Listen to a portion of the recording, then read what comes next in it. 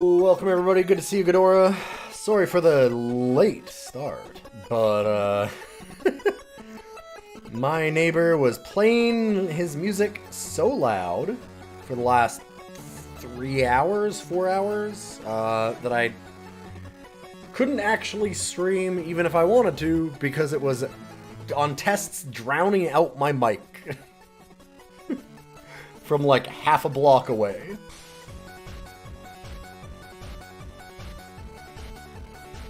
So, yeah, I had to deal with that a little bit. That sounds like hell, to be honest. It's not great. But hey, what do you do?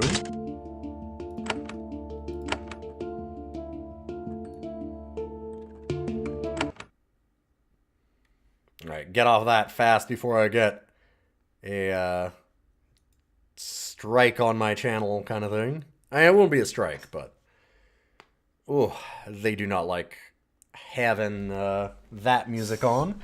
Got my hair did today. They did a good job of well, okay. They did a half decent job of coloring. The coloring is staying in. They also like leaked it everywhere. And as you can see, did not do the mohawk as good as I'd like. Like, I could do a better job of it. But hey, what's a really expensive haircut if it's not occasionally just kinda medium as hell? There we go. Okay. Dang. Yeah, been having a time. What can I say? But it's good to see you all. It'll be nice. Yeah. The big thing is like, how goes the recovery? Terrible. My hand is as bad or worse than it's ever been, and it is folding over into a claw. The color of the hair is really nice, and that's kind of the most important thing. That's why I'm like, I didn't complain or anything, because it's like, well, kind of sucks for some of these like side things, and it's a really expensive salon, so it shouldn't be like this.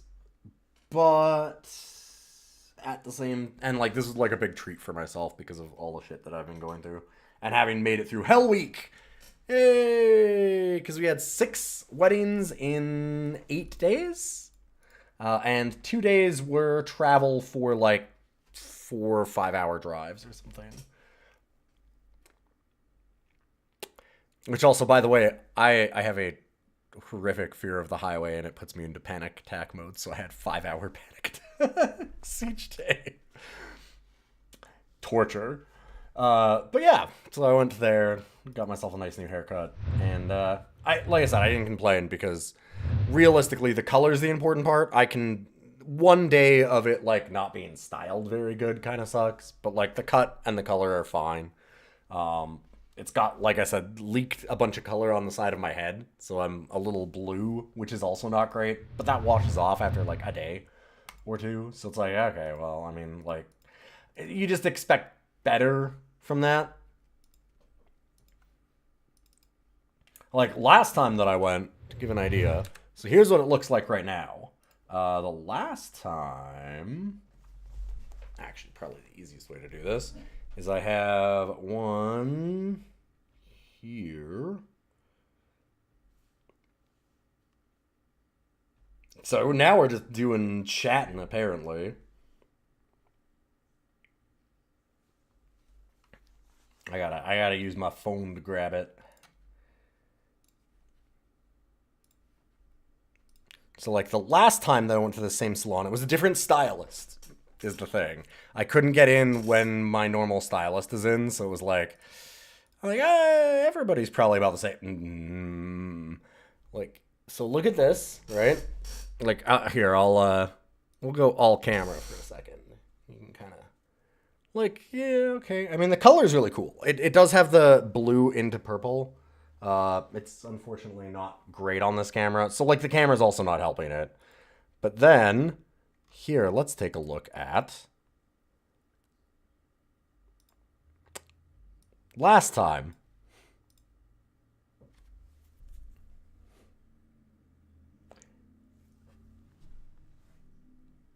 A little better last time.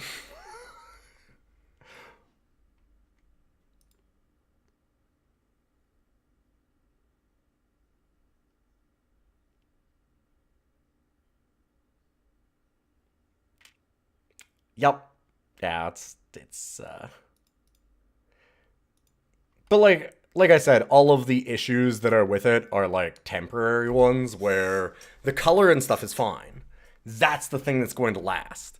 And today it looks kind of shitty because they did a bad job of the mohawk. But I can do that my own time, and I can do better than this, which is not great when you're spending a lot of money on a haircut, like a lot of money on a haircut, because cuts and colors are a bunch.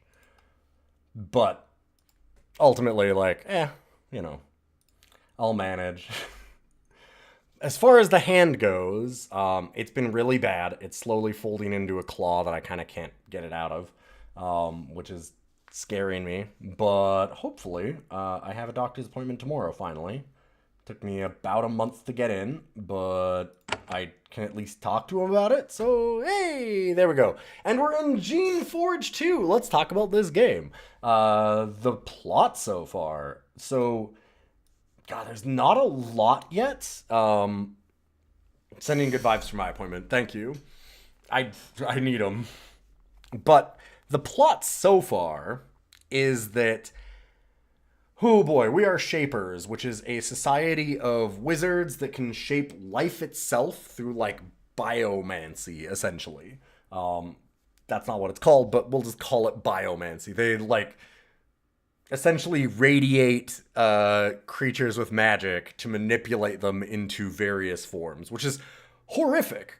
They have an iron grip over a lot of their territory, and an agent of that group, and us being their apprentice, were sent to the Dry Peak Mountains. The Dry Peak Mountains has two Shapers that were supposed to be presiding over it, Zachary and Barzal. When we got here, this place is a fucking mess, and Zachary's like, yeah, sorry, it's kind of a disaster. Barzal is dead. But we don't believe him.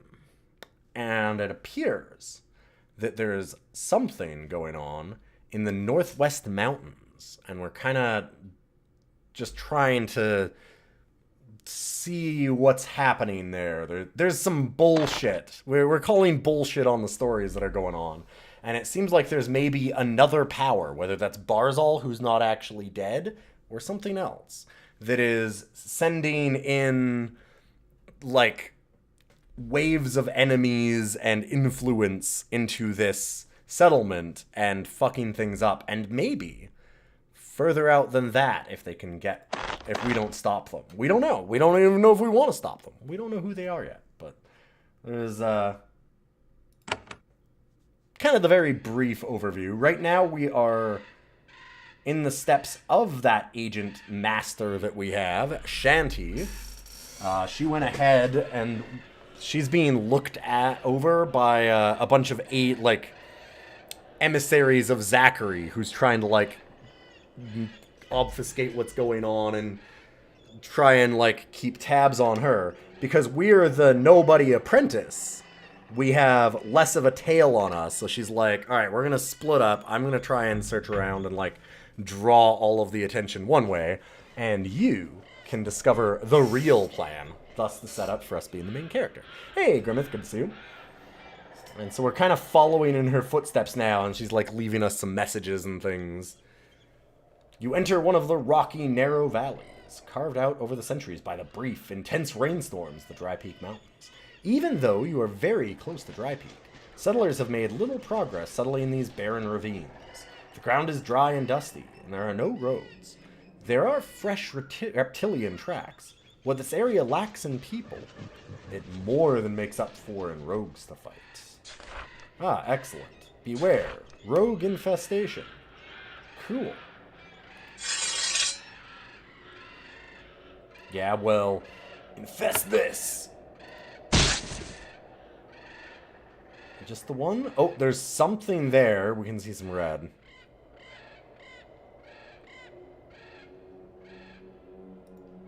I'm just gonna move to here. Use that leap again, and then last but not least, kill it.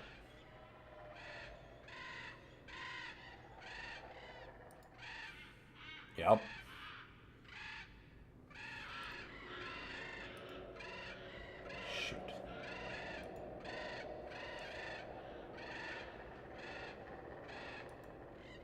here, and let's buff everyone.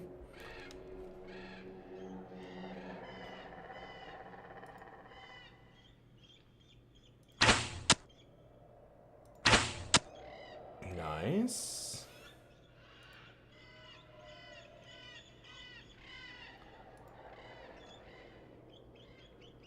Uh-oh. I don't like that it's running.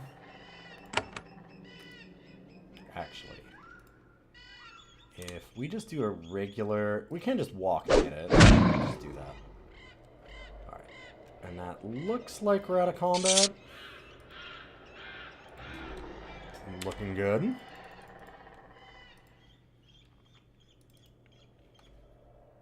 I guess the last thing I should explain to anybody that might be new to this, and hey, I'm just addressing everybody because I'm putting this up on YouTube also. There'll be VODs of all of these, so you can watch the full playthrough. Most of our party, we did actually manage to recruit somebody, which was weird. Because in the last game, in Geneforge 1, all you do is you make creations. Because we're a wizard that can create life out of organic material. You actually craft your party. And the only person that really matters for dying is Chief. Right here. Our main character. However, we did get Scout Zora. Who is a, like, common, as they call them. Don't love that. But like a non-shaper human. Oh, dang. That joined our party because we ordered her to, and we're essentially gods in this world.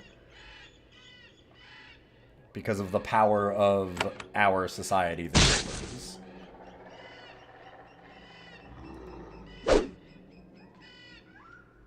Uh-oh. I see. Let's buff everybody.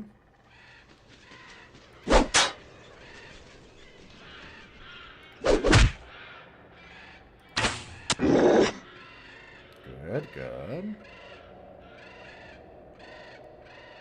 I might just go here and wait. Let them come in. Yup. Shoot.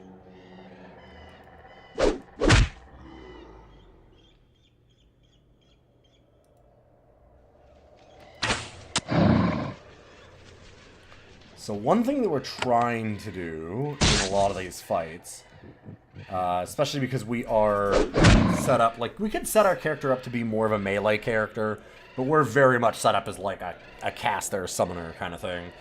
So what we want to do is when an enemy is, or, like, either side, too, because, like, if we have an enemy next to us, basically when you're touching base, right, like when you're adjacent, then they will stop you from moving out. So, like, if we move to here, that means that if this enemy wants to get away, they actually have to spend a turn just going from here to here, or like here to, you know, here, whatever, and they can't move further than that. So you can kind of lock them in. That being said, there are abilities, like there's these charge abilities and stuff that will break you out of that, so it's not like a total deadlock, which makes sense, and otherwise that would be terrible. But it does help to keep a bit of the heat off of us. There's some strategy involved, for sure.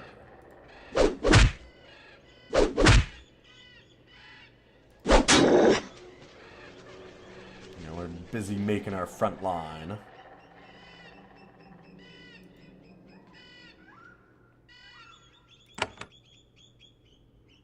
Actually,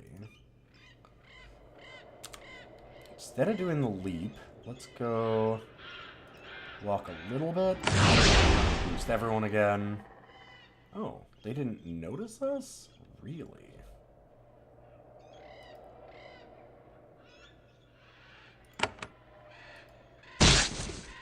There we go. That'll get their attention, I think.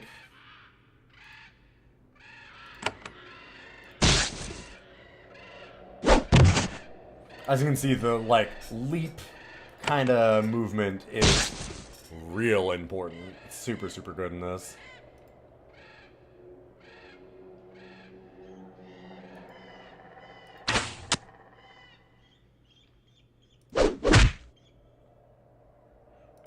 we were mentioning how important it is to, like, touch bases. Warped Thad. Okay, that thing has a lot more health than the other ones we've been fighting here.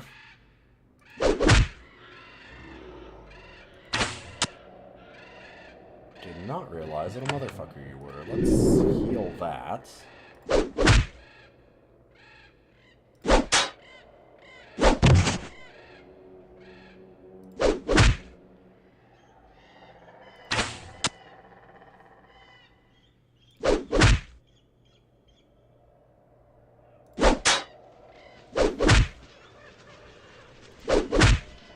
God damn. 28 left?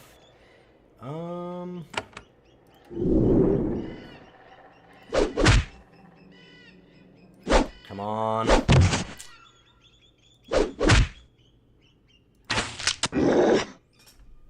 Hey, got him. Okay, whew. That was a lot. Oh, fuck. And here's something else. Please tell me that you're not a warped Thad. Like that last one. That was way worse than I realized. Okay, yeah, 43. 200 was a lot.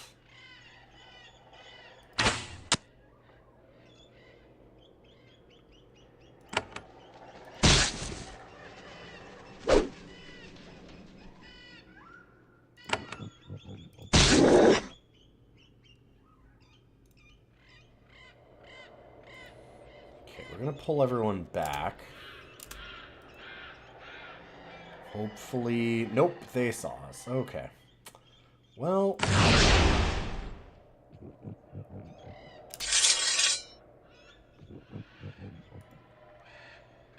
was gonna try and back up a little bit and heal maybe, but...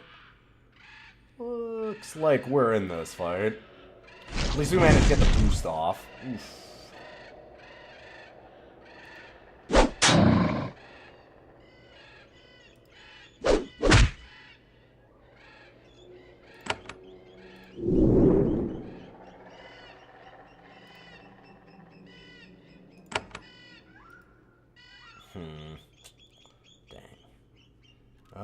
We'll just wait then.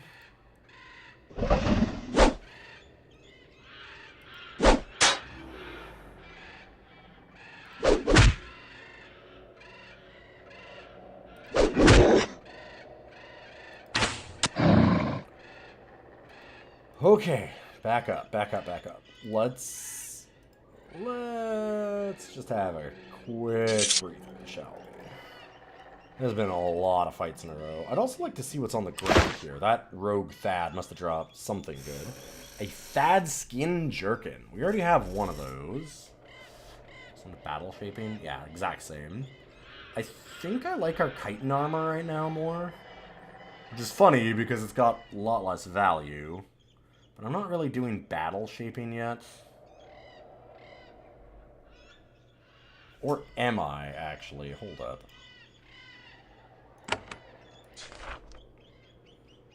Because battle shaping is... Oh god, what creations is that? Oh, it is. It's Thad's. Okay, so actually, yeah? Huh.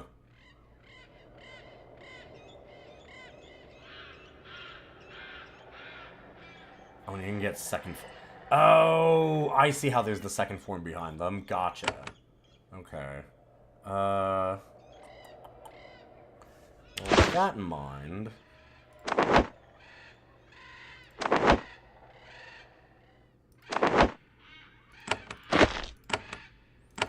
Maybe it is time to do that. And then, can I actually... Oh, we can. So you can make volatile Thads. So now these ones are designed to fight and die. And then when they die, they explode and damage everything nearby. Which... They talk. Father, why did you make me to feel pain? The ethics of this game are questionable. And it questions them, which is good. We're gonna go back... Well, you know, honestly, we're not that lit up yet. I didn't like that we were spiraling fight into fight, but realistically, we have most of our essence. We've got all of our spell points. And we're kind of good. Like everybody else is mostly full on health. We'll keep exploring a little bit more before going back to heal. This was once a marginally successful farm, taking advantage of a rare stretch of fertile soil. My neighbor is blasting his music again. It's not as loud. This was once a marginally successful farm, taking advantage of a rare stretch of fertile soil. Maybe it did all right before it was abandoned. Now, weeds have sprouted up everywhere, and rogues are gradually tearing down the farmhouse walls. There are scattered rogue tracks in the dirt around the farmhouse, but all looks still inside it.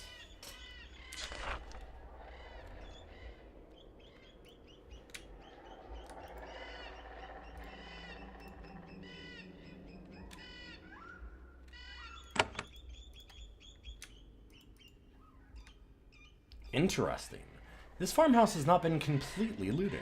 In fact, there's a scattering of bones and loot in the middle of the room. There aren't signs of a fight. It looks more like something has been gathering items and placing them in the middle of the floor. You suddenly discover who piled the items here. Rogues. You can tell that because they are currently ambushing you. You can hear their roars and footfalls approaching rapidly from outside. This is a surprise. You never expected such cunning from these simple creatures. Someone shaped these rogues recently, and this creator gifted them with cunning. That is against Shaper law, as well as a foolish and malevolent thing to do. How dare... You can't make life that's smart. Stop that. Make life that's stupid and obedient. You know, be good about it.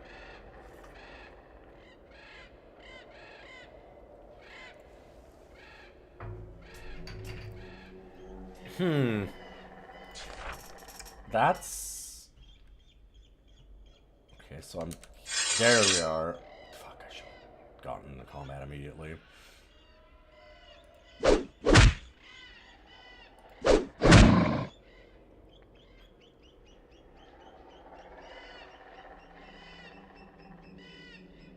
So we need line of sight. There we go. Well, that'll do. Oh boy. All sides, I see. Can't move after using a skill like that. So I'm going to use that skill to get the move instead. I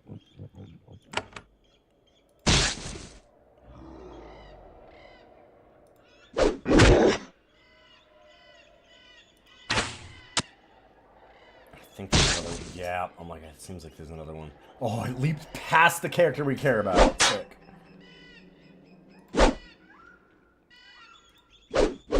Great news.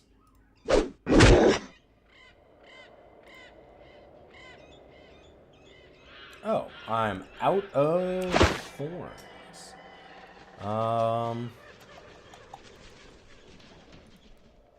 Well, how about we just cast spells?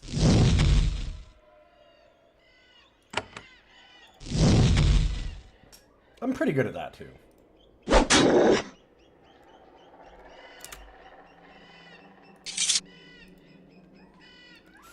Think that's it? That was a very light ambush for how hard this game can be. We're not on like any of the really hard modes, to be fair.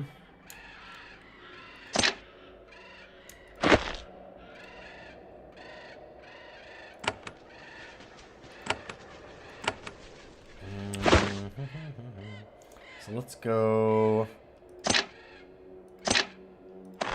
and put a javelin there instead.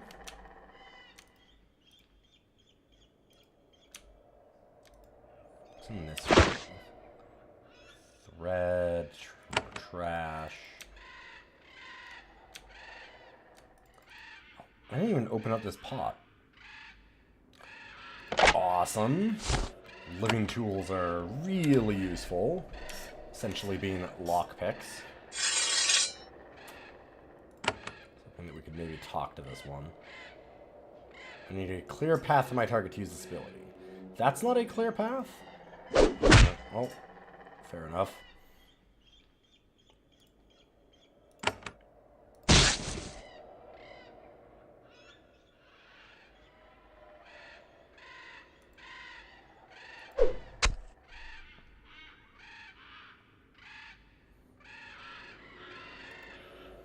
Seven, and let's off the team, baby.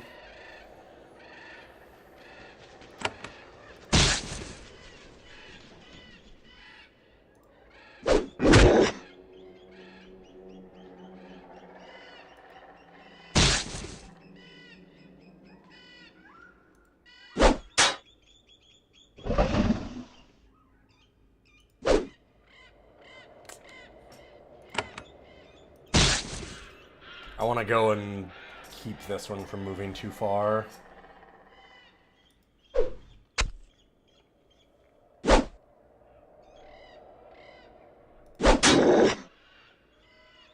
Dang. Oh, actually, we do still have this ability. Oh, we're hitting a couple of groups here, it looks like, which I'm less than excited about. This is ranged and really nasty if we don't do it.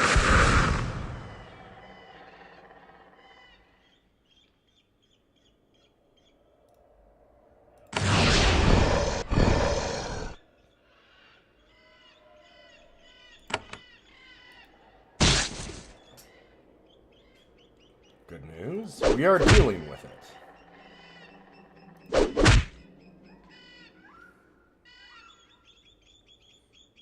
Too far to hit. I don't think he actually aggroed that. It's close, but I don't think it's seen us.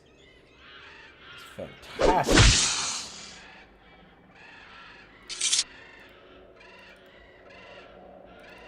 Alright, now let's get this fight.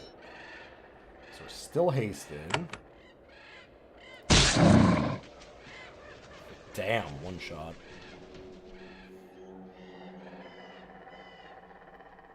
I keep expecting these to be scarier encounters than they have been.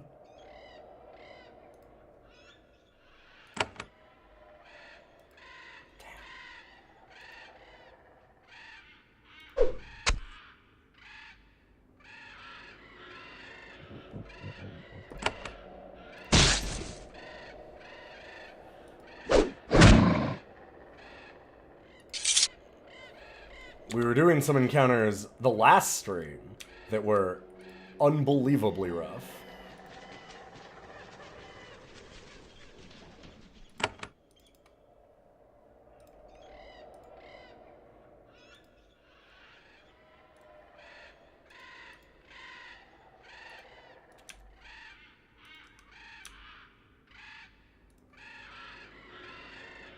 That looked like it was green? Yeah, okay, Bran.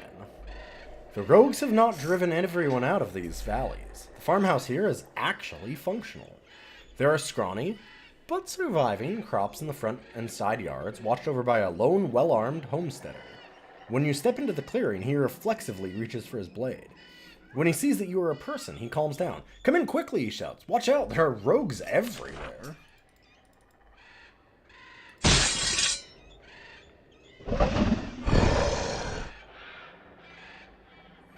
Oh god. Okay.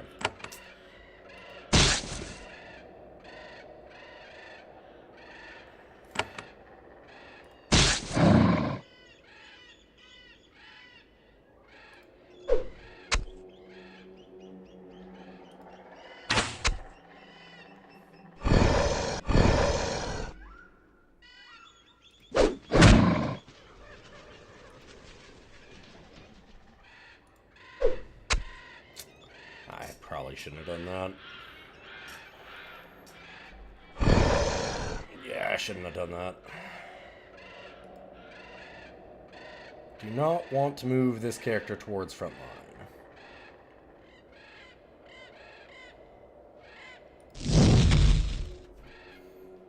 line. I guess we're here now.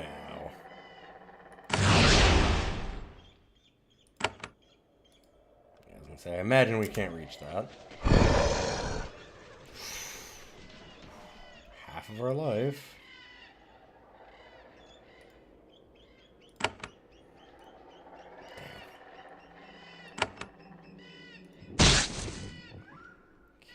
At least... Oh, hey, buddy. Do not go on the keyboard.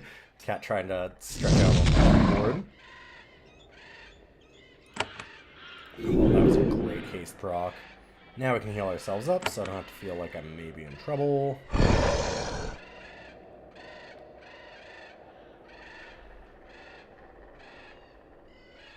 Got a cat moving in front of the screen.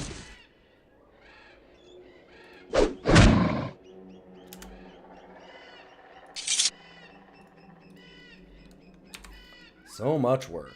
I can imagine if this is just all the time. The lone farmer shakes your hand. When you get close, you see that he is quite young. He bears the marks of many small battles, scars, burns, torn clothes, so on. He has taken great courage to maintain this farm. Welcome, Shaper, he says. I am Braun. I don't recognize you. You're a new arrival, yes? It's good to see that the council's finally sending help. Will there be more troops coming with you?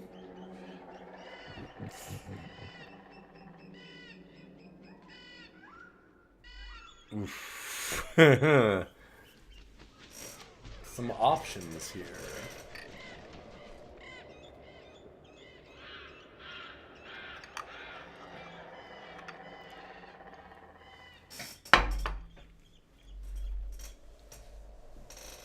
I'm afraid we are no reinforcements. I'm only here to investigate. Let's be honest. Braun is disappointed, but he's not foolish enough to be insolent to a Shaper. I hope you tell the council that we commons need their help. Lots of it.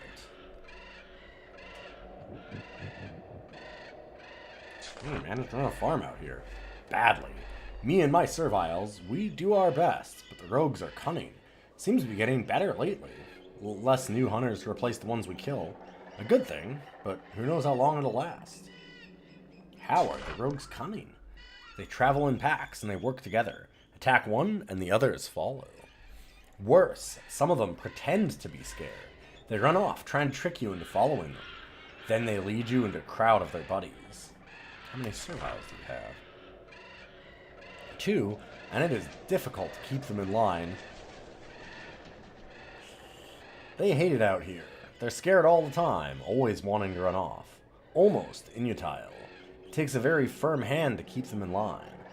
So inutile is a word that we learned from the first game that means, oh, well, I guess here, let's let the game explain it. A creation that isn't rogue, but isn't skilled at anything is inutile. Not something a poor land like ours can afford. Ah, your slaves won't work.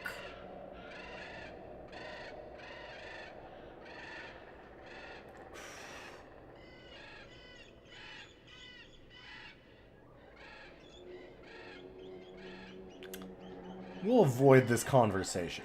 While I'm here, is there anything I can do to help out? Oh, Shaper, I wouldn't want to do anything to Wait, there is something. Not long ago, one of my serviles ran off. He points southwest. His name is Crink.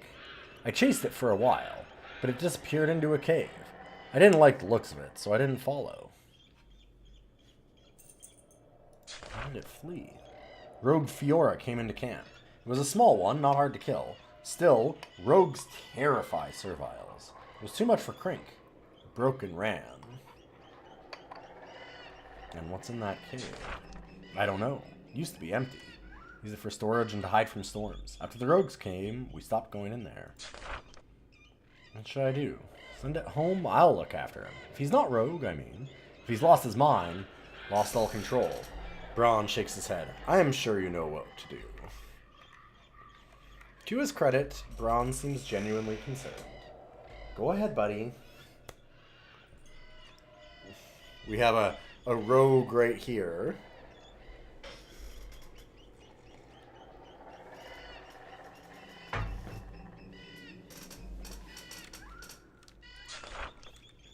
And that's all for now.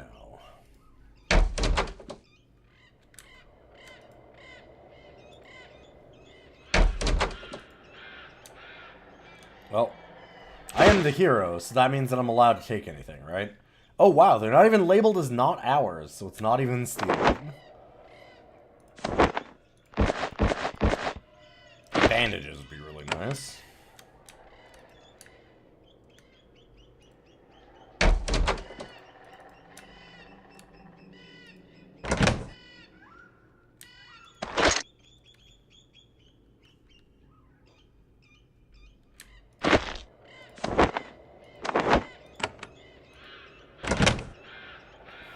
Ah, this is the not yours. Anyways, it is mine. I'm the hero.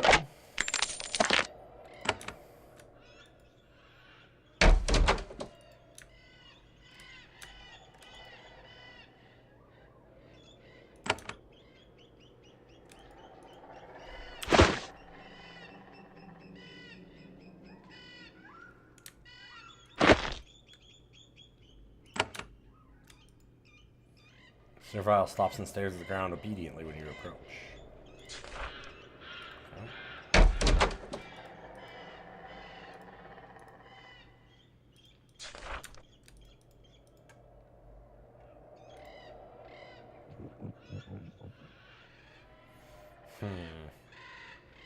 So there's...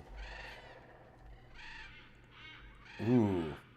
Looks like they pen stuff up and there's blood there. Ugh. There's some stuff over here. There's that farmhouse that was ruined. We never went north from the start.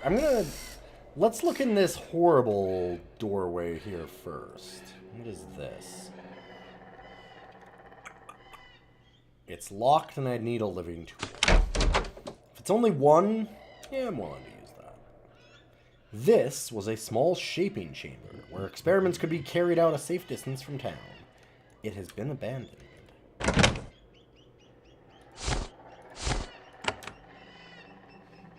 Some good healing stuff here. Ooh, and a valuable topaz.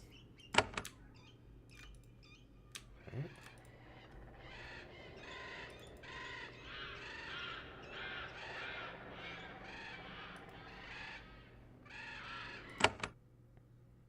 So that lets us go to Crystal Caverns. Alright, so that's the escaped servile, sure.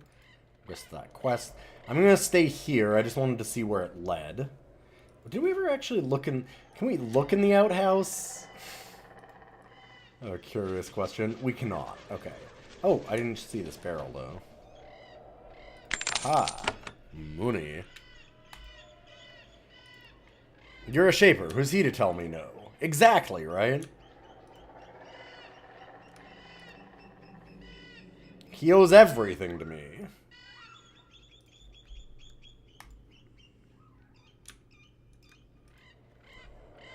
By virtue of I let him live.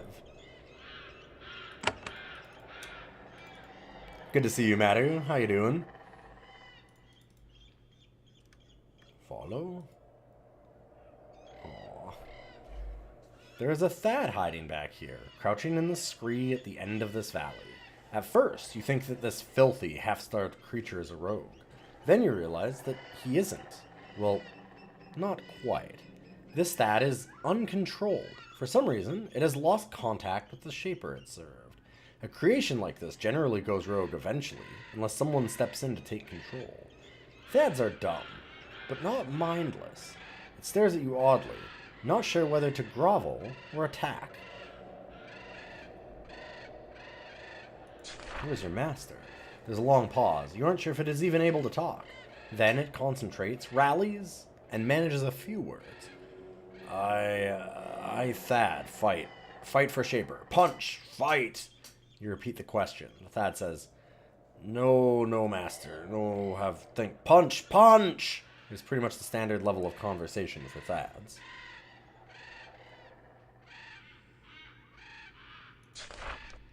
Come, Thad. You try to convince the Thad to join you. It takes a fair amount of will to exert control over another's creation, but your leadership abilities are strong enough to overwhelm it. Yes, Shaper. Me good, Thad. Me serve. Serve, punch! Serve, punch! The creature was clearly lonely and confused, not to mention hungry. It eagerly moves to your side. Huh.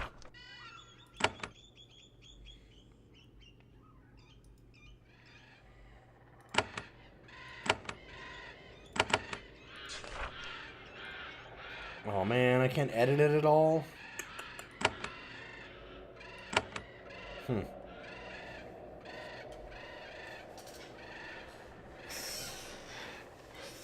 And totally loyal, dang.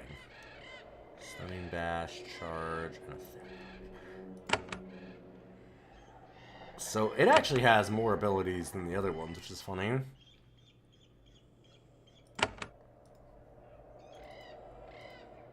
Poor guy. Let's snag that sword.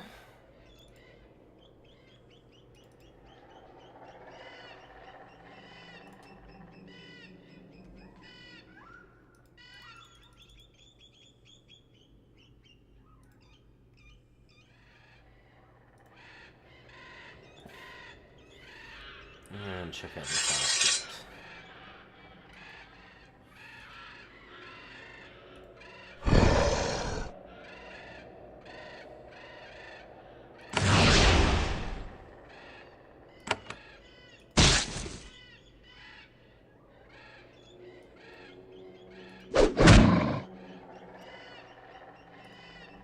It's gotta be more, right? Oop.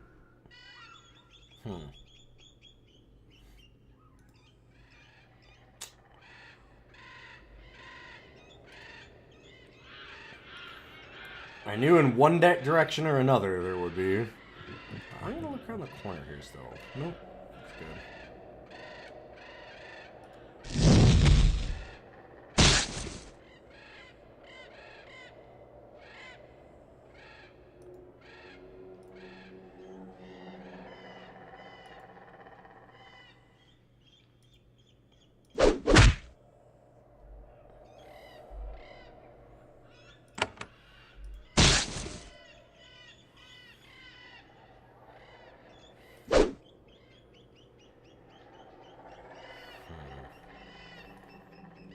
Your turn.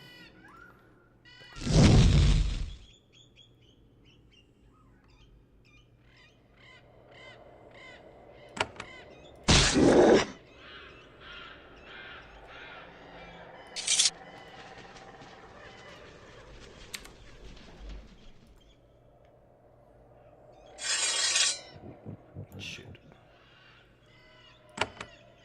Not really what I meant to do, but that's okay.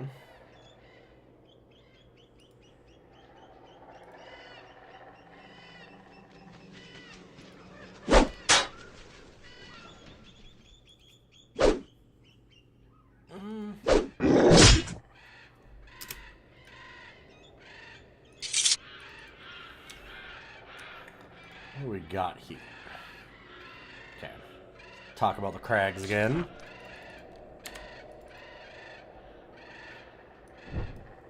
Right. I also should put that... Or actually, I guess if it's a pyramid, we do want to be there. We want to have our characters surrounded as much as possible. They're the squishy one. Dang, right. We got a couple of exits we haven't tried.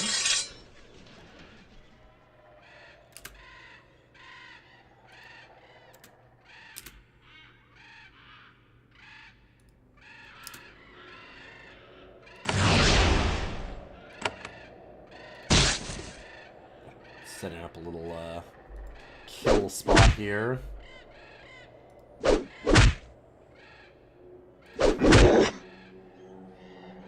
Anything else? No, looks good.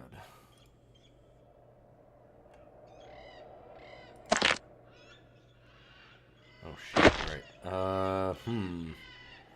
We have too many things.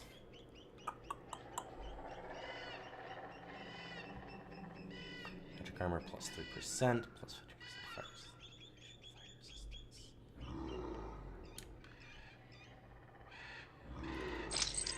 Yeah, I'll get rid of that.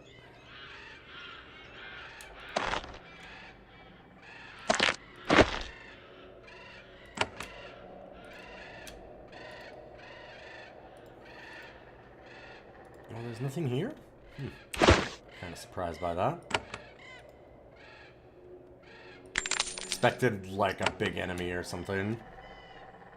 And... we've figured it all out.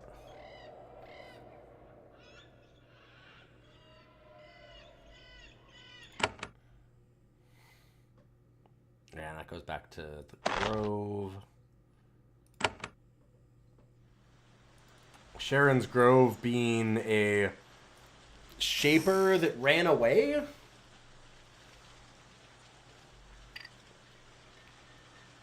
And has been hiding out here ever since. And there's a whole little story there.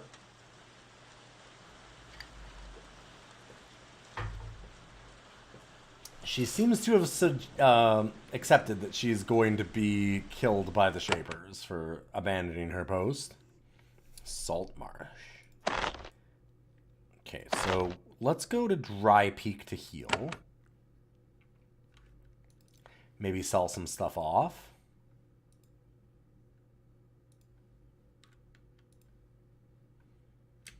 What is this weird bug that we're getting where we can't, like...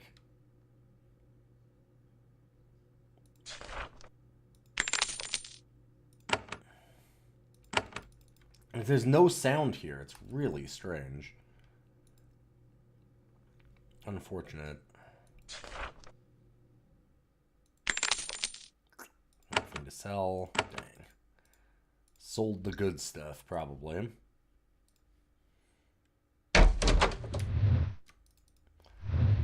Couple more possible shops if I remember. I think this one. Yeah, this is a blacksmith. Nothing.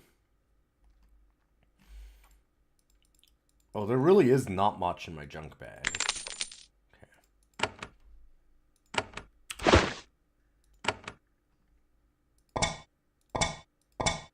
Never mind, there's lots in my junk bag. But less than you'd think, considering how loot goblin-y I am.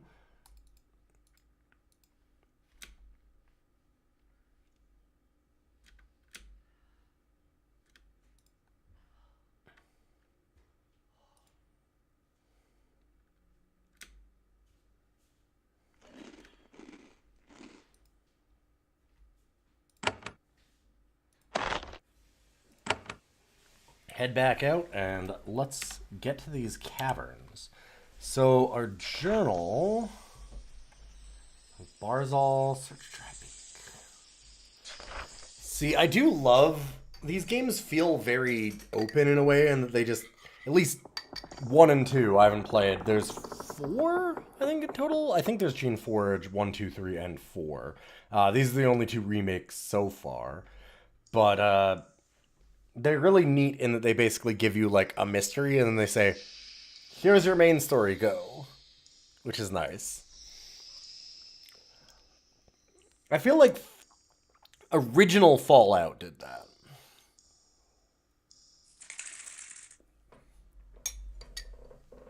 Like, go find a Garden of Eden creation kit.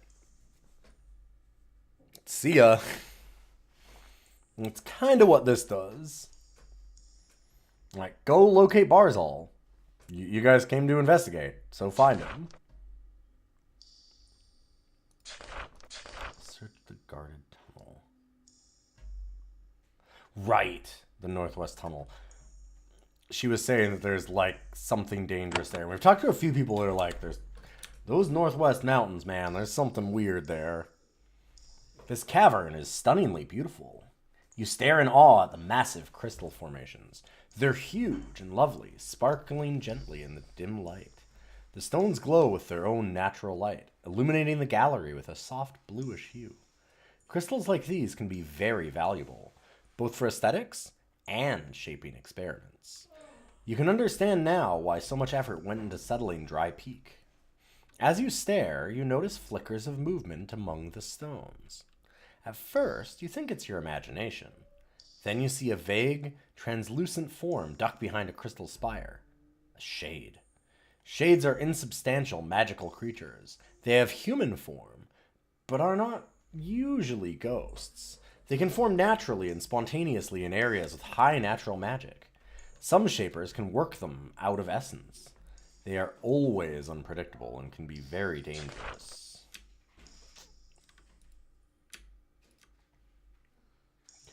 talk to this one. Apparently. You approach the shade.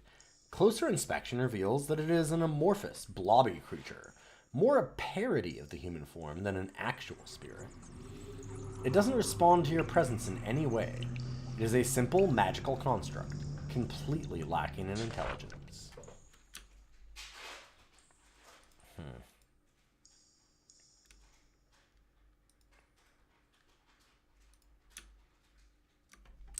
Crystals on the spire worth taking. Okay. Huh.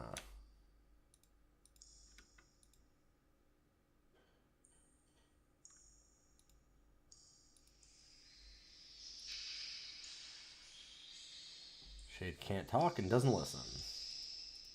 Okay. You inspect the spire and find that there is one very nice crystal protruding from it. It is not flawless. It would be incredibly rare and valuable if it were. It would, however, be worth some money if brought back to town. It'd be easy to break off and pocket it. As you examine the spire, however, you notice that the shades are starting to get agitated. They move around more quickly and vibrate anxiously. You back away. They don't like it when you get close to the spires.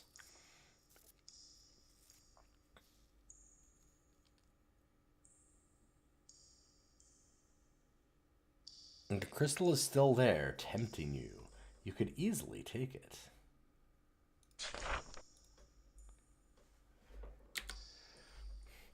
Hey, J-Dub, thank you for the compliment on the hair. Since when is my hair this cool? This morning, when I got a haircut. I talked about it, I was a little disappointed with it, in that it's a very expensive haircut, and like, I'll do it real quick again. I actually still have it up. So I go to a nice salon. I do this like once, twice a year. Normally I color it myself. But I had them color it this time because my hand's still broken. I unbandaged it for now to let it breathe, but whatever. Anyway, long story short, the coloring is good, and like the cut is fine. They had a lot of like color go onto my skin, and really ended up like, when I was leaving the salon, the owner saw me leaving and he goes, whoa, hold up, you stay here for a second. And he went back and like talked to the hairstylist and was like, you can't let him, like, you got to get rid of some of all of the dripping and stuff, because like it's not good. And made them take me back and like got a few other hairdressers to clean it up. And the mohawk itself, as you can tell, like getting it styled today was, yeah, it's got like, it goes blue and fades into purple. It's not great to see here. The coloring is awesome. It's as good as last time. But to give you an idea, when you're saying how cool my hair is this time, I'm a little disappointed. Because the last time I got this haircut, when I paid them, I have a photo of it.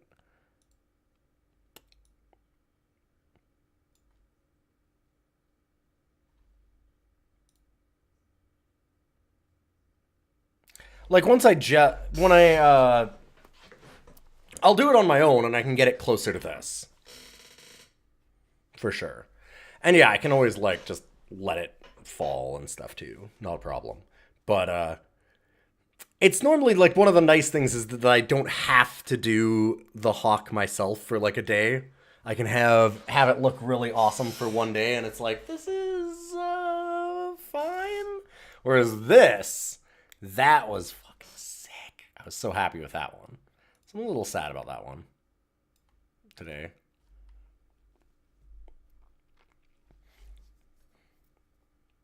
But in general, you know, pretty good. It was a newer person. I'm not, like, gonna be mad about it. I still tipped her and everything. Like, for the most part, all of the stuff that's... I mean, this isn't spikes, though. It's just falling over. It was her attempt to do that. And it is just falling.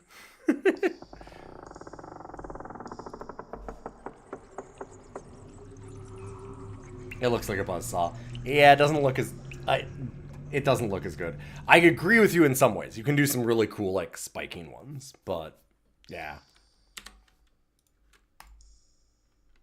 In any case, like I said, this is the temporary thing. The thing that matters is that the cut is good and that the color is good. And both of those things were fine. So, like, you know, could it be better? Sure. But I shouldn't be too upset. The biggest thing is just that it was really expensive. Like, I treat myself to this twice a year because it is way too much money. I don't even really want to say how much money it is. But I wanted to give myself a real big treat because of Hand and Hell Week and everything else that we've been going through. But Hell Week is over. So for those that don't know, I did 6 weddings out of the last 8 days, and 2 days were travel days.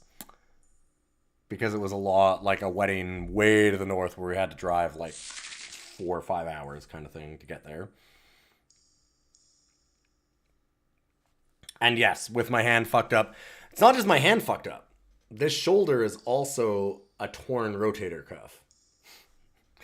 And when they found the torn rotator cuff, they also did an ultrasound and back here. And I've always had some bad shoulder pain in there. And I don't know exactly what it means, but I have a doctor's appointment tomorrow to talk with them about it. But I feel like, oh God, well, it was like degradation. It's probably not what you want to hear about your shoulder. Seems like I have no cartilage left on my shoulder blade. Not good.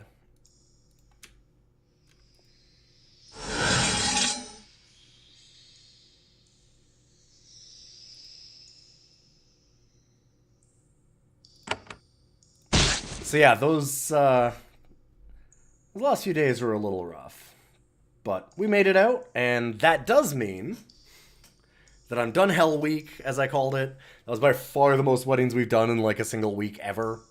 By like double what we normally do as a maximum. I don't have a wedding this weekend. I'm recording podcasts tomorrow. So I don't know if I'll be streaming tomorrow. If I do, it'll be late and short. And I have like doctor's appointment in the morning and a therapy appointment after that. You know, whole day is shot tomorrow. But after that, things settle down. I'll get my doctor's information to like figure out what I need to do to hopefully heal myself up a little bit better. And we'll go back to a more normal schedule of everything, and I'll put up like an actual schedule for week to week. Cartilage restoration is a generally successful surgery if it becomes necessary. Kind of. This gets into some real weeds, but currently my government is at war with doctors, and I do mean that pretty much literally, in that our health minister, like 4 years ago at the start of the pandemic, got criticized online by a doctor. So he looked up the person's home address using his station as the health minister, went to his home and threatened him in front of his wife and kids. This sounds like Canada.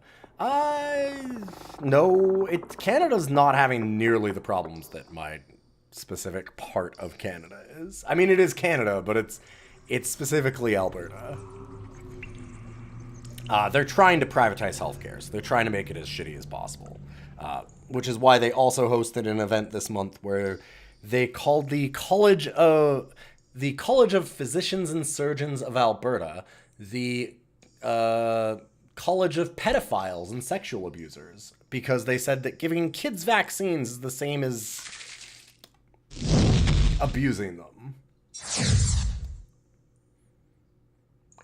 Because of that, we currently have cancer patients that are waiting for 3 to 5 years.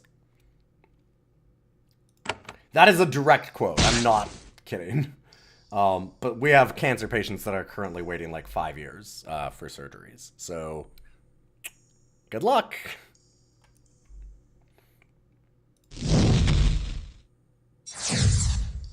Jeez, this is a lot of days. Not loving this. Anyway, we'll get back to the game. I'm just obviously a little frustrated considering I might need that surgery soon.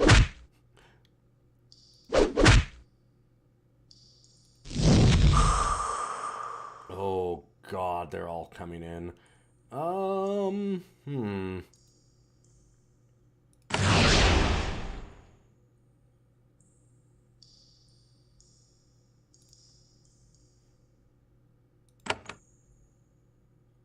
Yeah, I can't get close enough.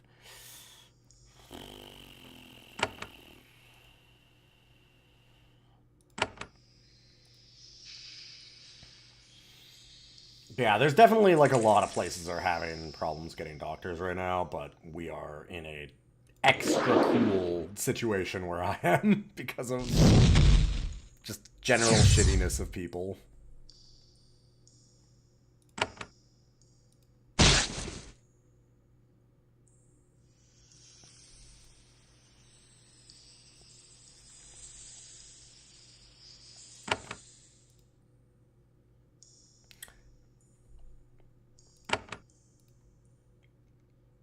I mean, we'll just hopefully not need to get shoulder surgery.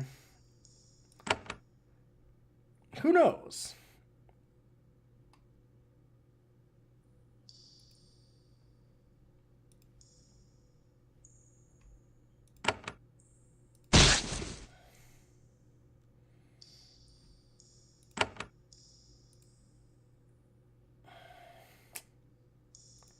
That's 5. We should be able to charge from here. There we go.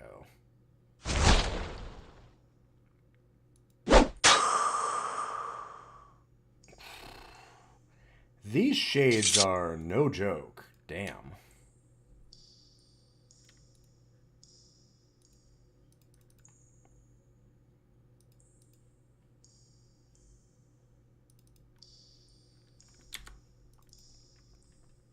I think I might not do another big fight yet. Shit. I was hoping that it wouldn't have seen me. Because it seems like if they don't see you, they don't get aggroed. Or maybe they're attached to specific ones. That might be it.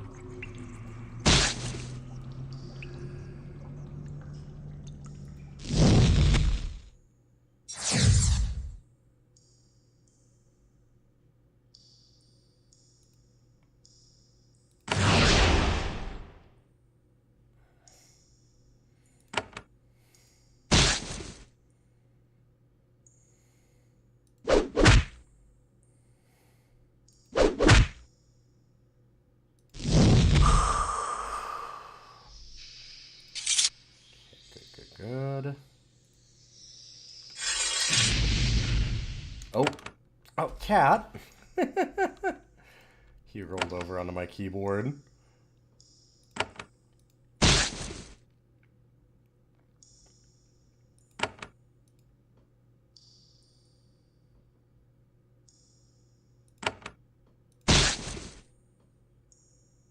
He's been really loving laying directly under the monitor, but it does mean that if he rolls over and stretches out, that he tends to just, like, slap all of the tops of my keys. But, you know, he's cute. That's a death. Dang.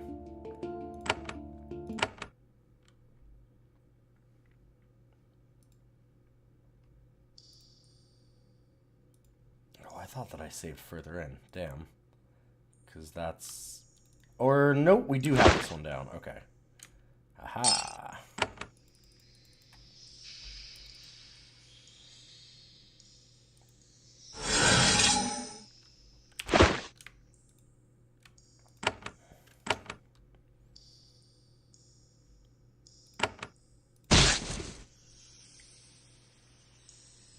So these things aren't the hardest to kill, but they hit like trucks. And they've got like a big AoE when they do it, too.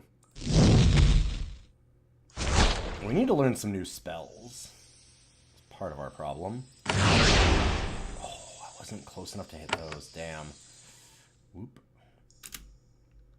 Oh, I really fucked that one up, actually.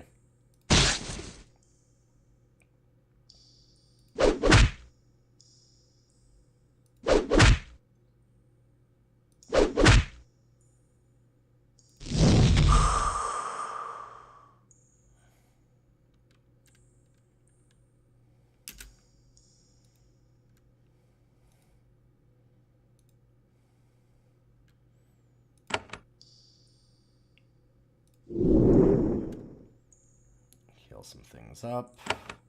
Like me.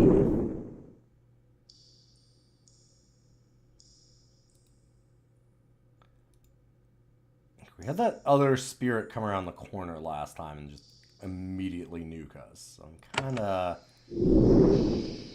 We're using some advanced knowledge here for sure, but... Where... Okay. Huh. Where that one went. Strange.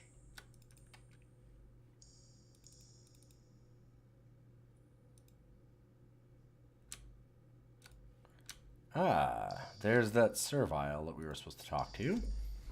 There's a servile cowering back here.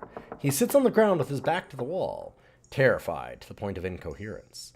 This creature probably escaped, is close to going rogue, or a bit of both. The presence of the shades doesn't bother it.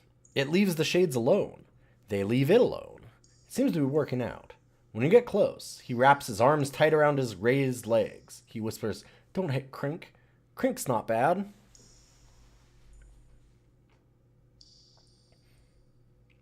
Hey, Sponge, missing. Good to see you. Where are you from, Servile? You're Bronze creation, aren't you? Can't be Bronze creation. Bronze... Yeah. Oof. No, I'm not Bronze. I flee. He scares. He beats. He makes me stay where monsters are. No, make me go there. Please, I flee. Let me flee. Please.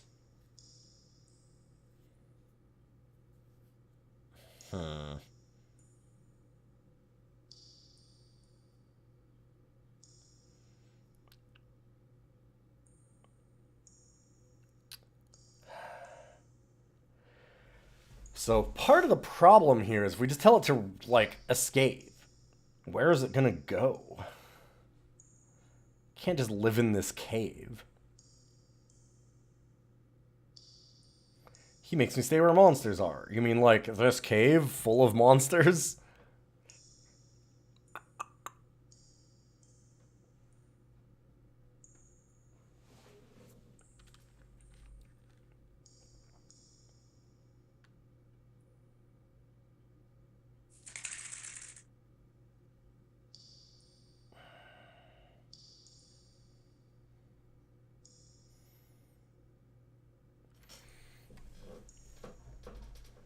I can't tell it that it has to go back to him when it just told me that he beats it.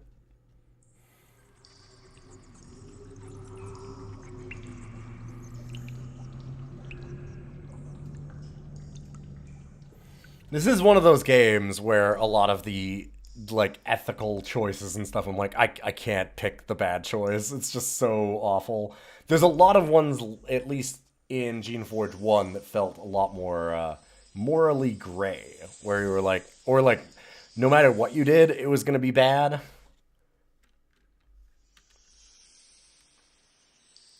Alright. It's a good thing none of the other Shapers are seeing you do this. You'd be in real trouble. This is a death penalty crime that we're doing. Crink jumps up and grabs her hand. Thank you! Oh, thank you, Shaper. I will go northwest. Go where the Serviles are free. Thank you. The Servile sprints off to the north. Odd. You had no idea the creatures could move so fast. Where they're free to the northwest? When we were going to check that, huh? That's interesting to know.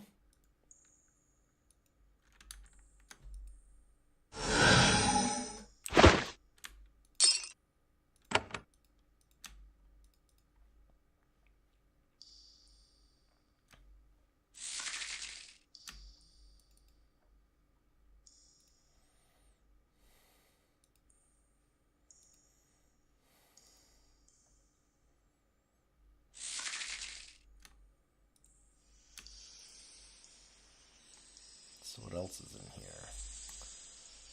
I'm not going to grab all of these yet.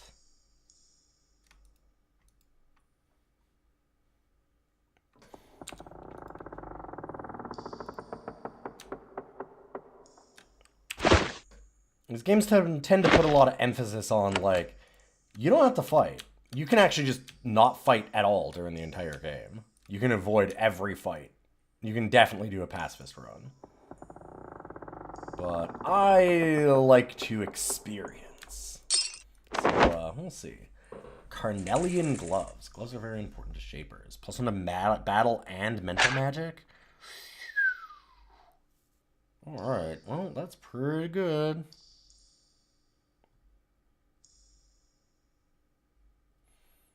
And less armor, but all those abilities, yeah, we gotta wear those.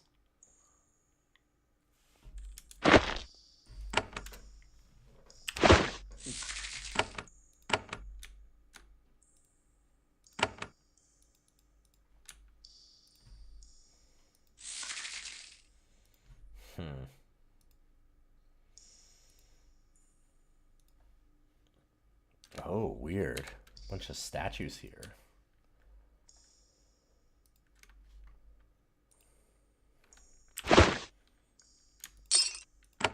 Hopefully they won't be mad if I grab an amethyst or two off the ground.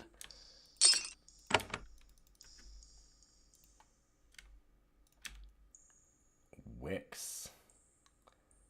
So that is a drake.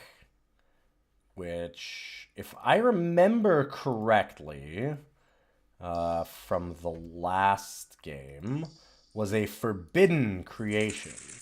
It is in our list of things that we can make. Yeah. And the reason why it was forbidden because they end up being too intelligent and too dangerous. Basically mini dragons, right?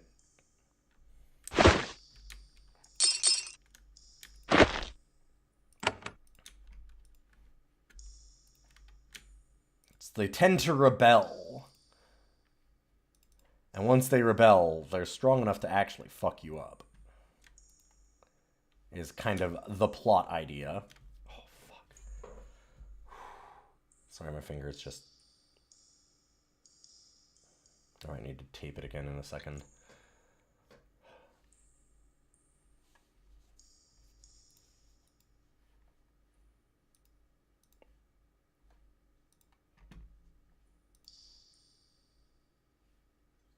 Now let's go see Wix.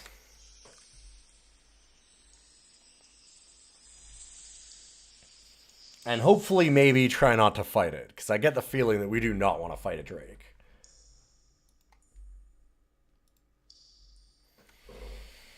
The creation before you is very old and of rare design. It is a drake, one of the strongest and most cunning of creations. Too powerful and too cunning. Yeah, that's right. It has been illegal to create more of them for many years.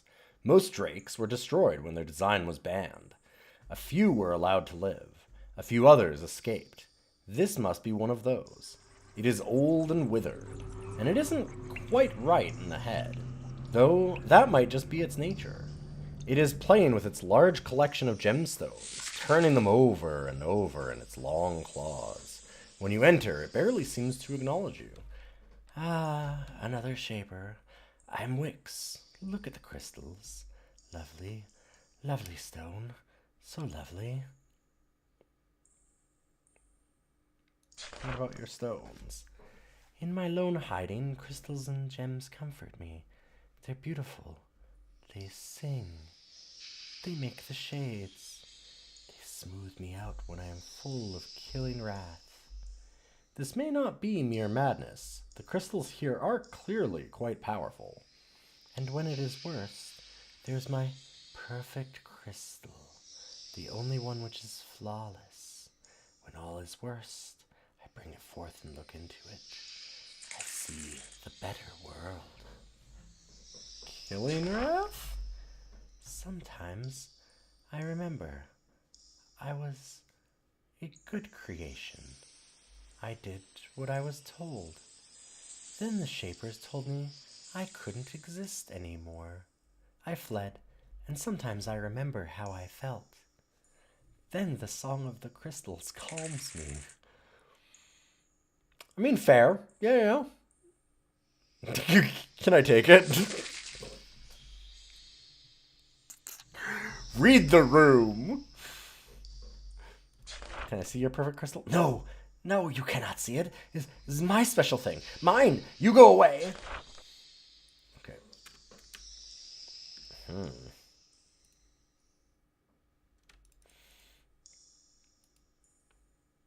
Level 12.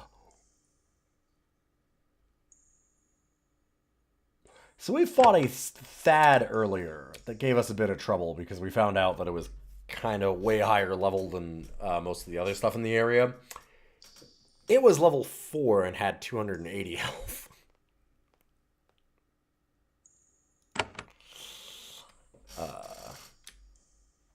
Let's be real nice to Wix.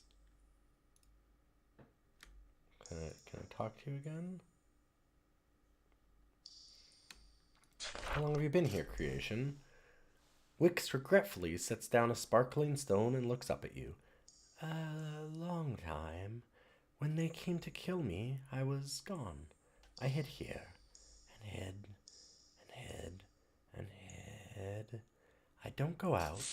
My crystals are all I need. Pretty, pretty crystals. Its speech is deep and slow, with none of the sibilance reptilian creations tend to have. It picks up another crystal and stares deep into it. You wonder what it sees. What do you eat? Eat? I guess I do go out. I do sometimes. McDonald's. It's pretty good. Have you heard of the Quarter Pounder? I go out and grab the first meat I find. Limited time McRibs. Rush back to my lovely crystals. When you went out, did you ever meet anyone named Barzal? Names don't mean anything to me. No, it has been long since I ate a human. You know an agent named Shanty? I don't care about your kind anymore.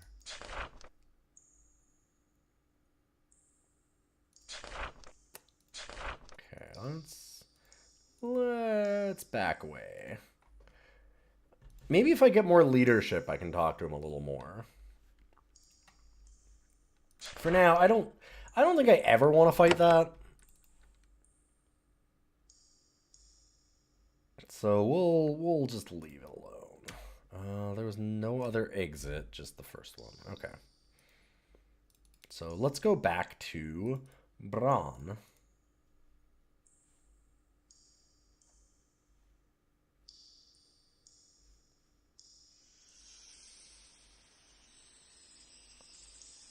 Let them know that we could not find the servile. They were dead.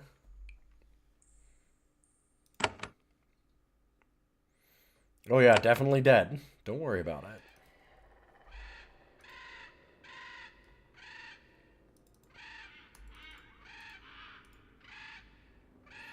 Oh, that escaped slave you had? Yeah, they died. Oops. Definitely. Don't go looking. I meant Crink. It was Rogue. I had to kill it. He's clearly upset by your tale, but he does his best to hide it. That's a true shame. He was a hard worker, and he had a strong heart. Once. Still, whatever a shaper says is best.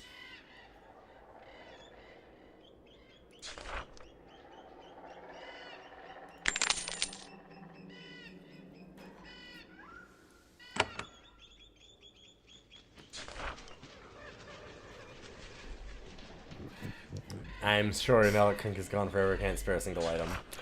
Okay, so we lose out on the items. Gotcha. Dang.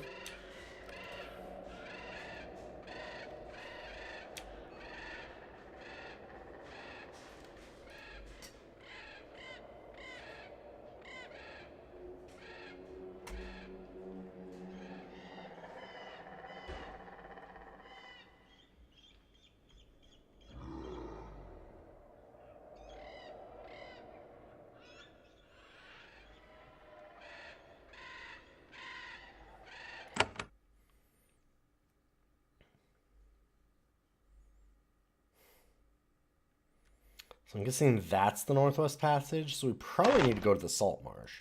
We're going to go back to Dry Peak first, just because it's easy enough to go here, get our healing, and then we'll go Salt Marsh. I would also like to clear out the western mines, but they were hell when we went in there last time, so I'm a little worried about that. I'd like to get another level at least.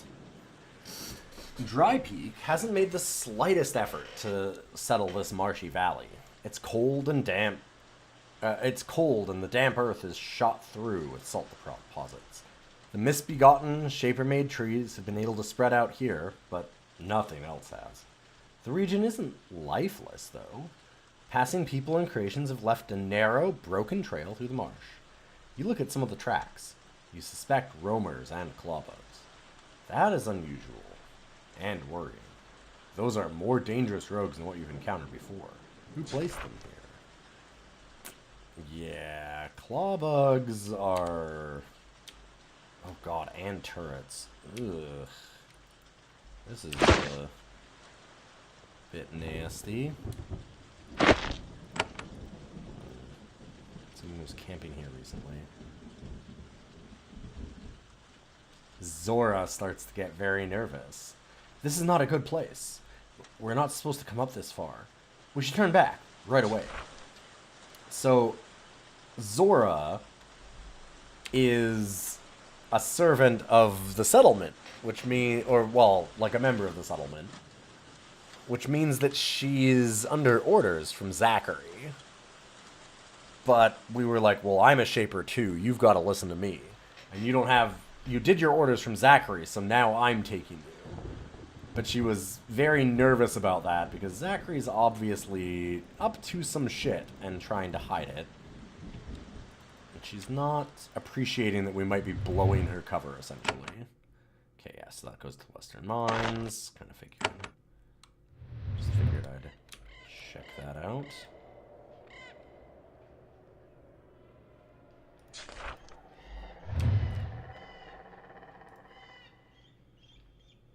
That is a lot of enemies.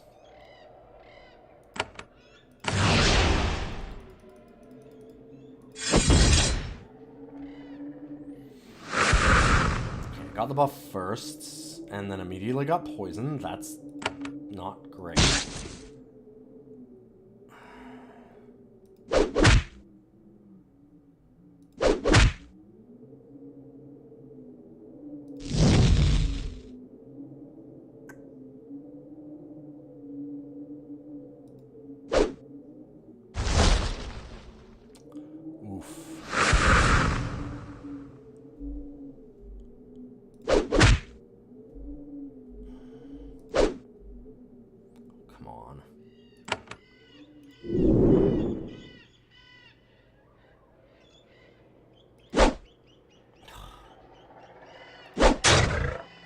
There we go.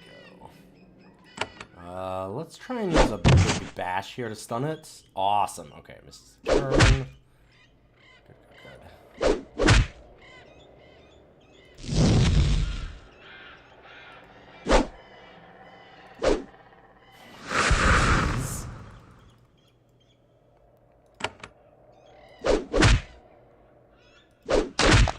There we go.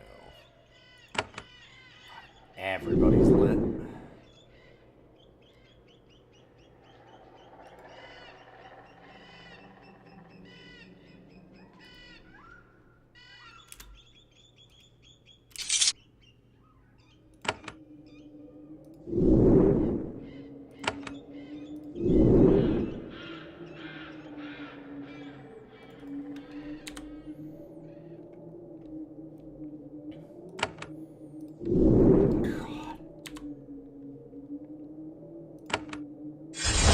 Fuck. I was trying to get off that buff first. You have funny Dota news. Good to see you, Slinwin. What's your funny Dota news? Let's see if I'll understand it even slightly.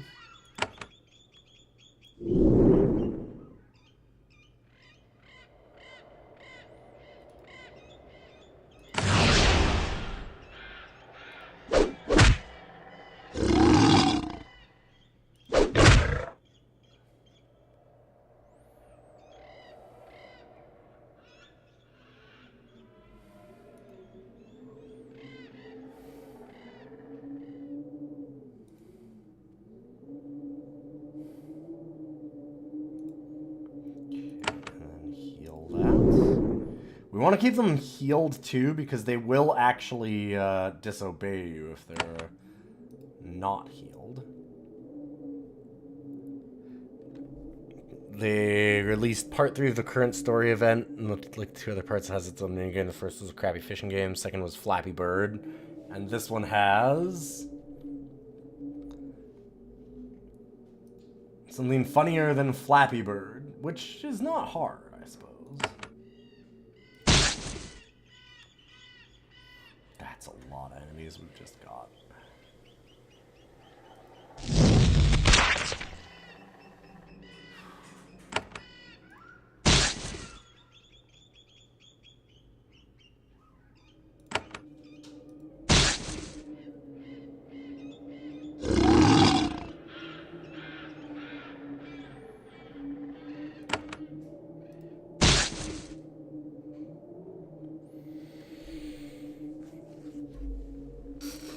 Third part is a fighting game with controller support, local and online multiplayer, and rollback netcode.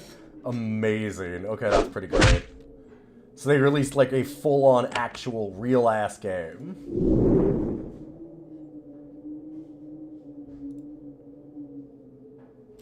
Neat.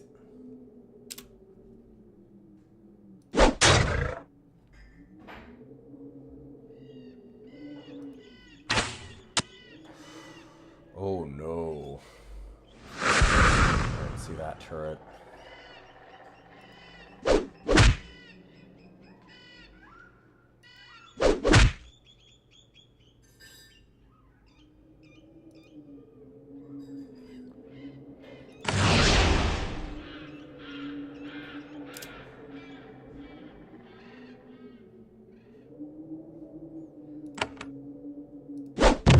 Get the stun at least, yeah.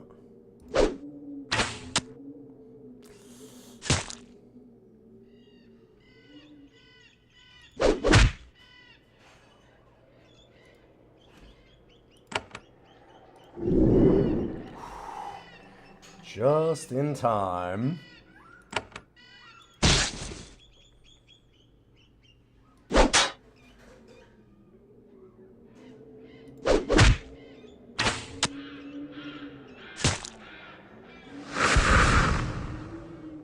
Ow.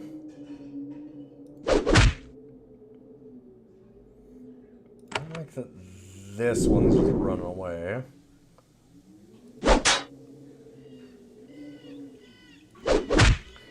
Damn, I thought that was a kill. Should be good.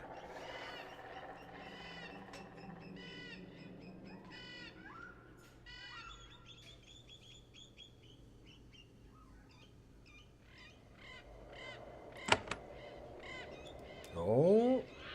Oh, it's not a clear line of sight. That rock is blocking it.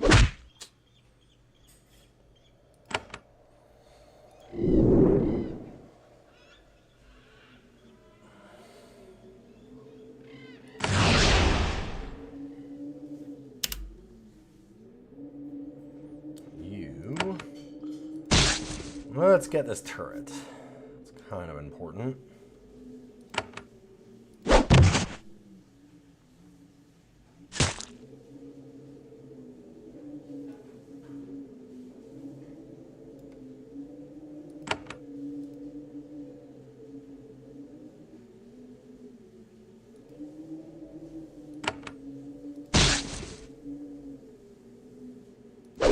Come on.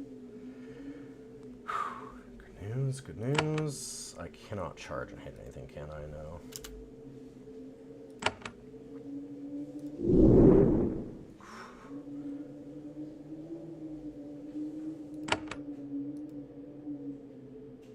Right.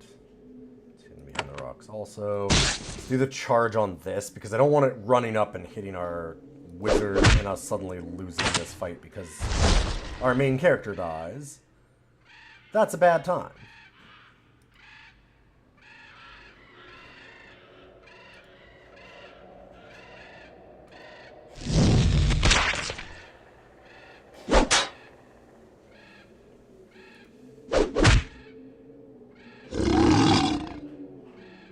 I think we did it, though.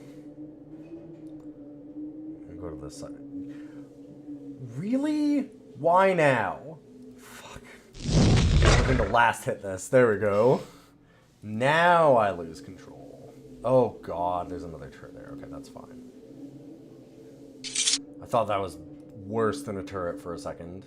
Come on over. Oh, shit. There's another turret. Oh, God. Now we're just getting into problem after problem, aren't we? Yep. Clawbug and Artila. Fuck. Oh, and another turret. Oh, shit. Hey, Vanilla. Good to see you. Oh, and I'm out of essence. Well.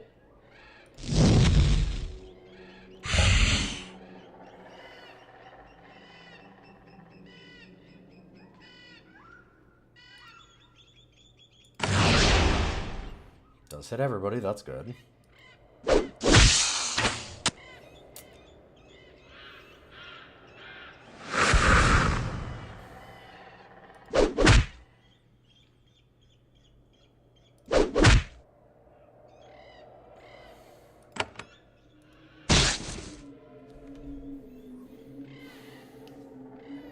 Doesn't look like we pulled this roamer in, which is great news.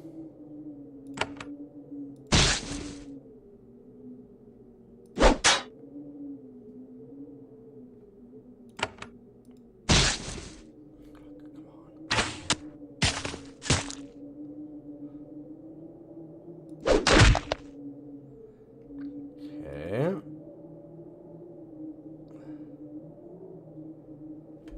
Big problem is I just don't have... Yeah, pods will only help us. So I can't give that to anybody else.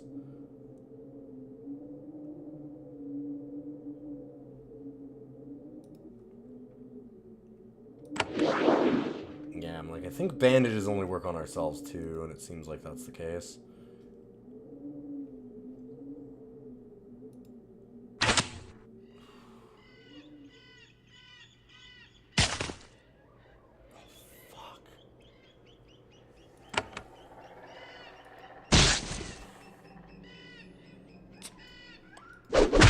Well.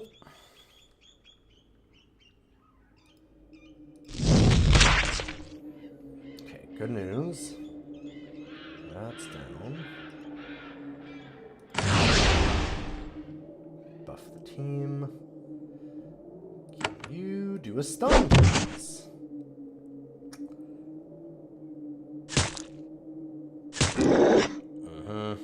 Oh, we lost the abandoned thought.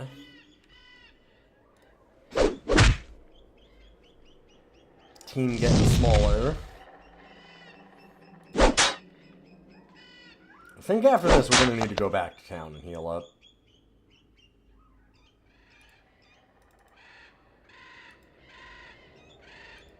Please, please, please. Okay. Whew.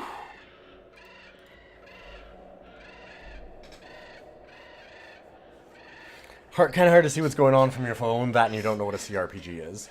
Computer RPG. Like, so old Western RPGs. Things like... This one's specifically more in, like, the top-down isometric family. So there's always...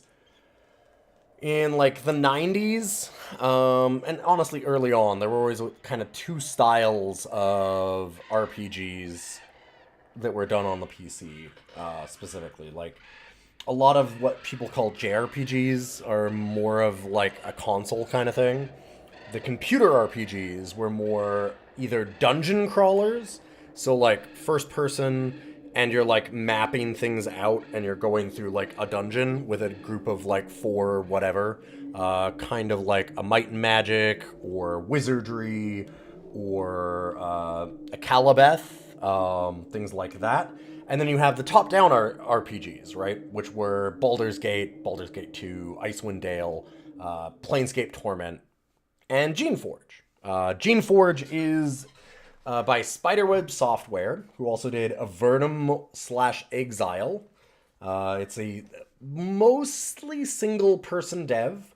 So it's like very, very indie for back in 2002, I think is when this game came out, before the remake. This remake is brand new, and it's rad as hell. I did Geneforge 1, and because everybody insisted that I do it. We do inside of the Discord every once in a while. When we get a new game, like when we finish a game, I'll do like a vote for a new one, often for subs and patrons, but I'll open it up to everybody sometimes. I tend to get suggestions from those people though first if I can. And we got Geneforge 1, and Geneforge 1, I played through it in December of 2022, and I would say it's in like my top 5 RPGs of all time. It's incredible.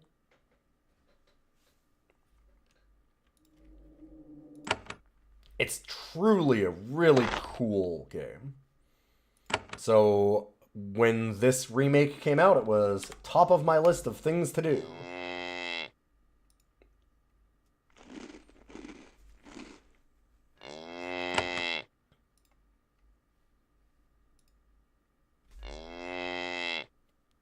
Spiderweb is probably one of the longest running indie devs. Yeah, probably, Zelos. Good to see you. I'm sure you were here before, but you know, good to see you again anyway. Nice to have you around.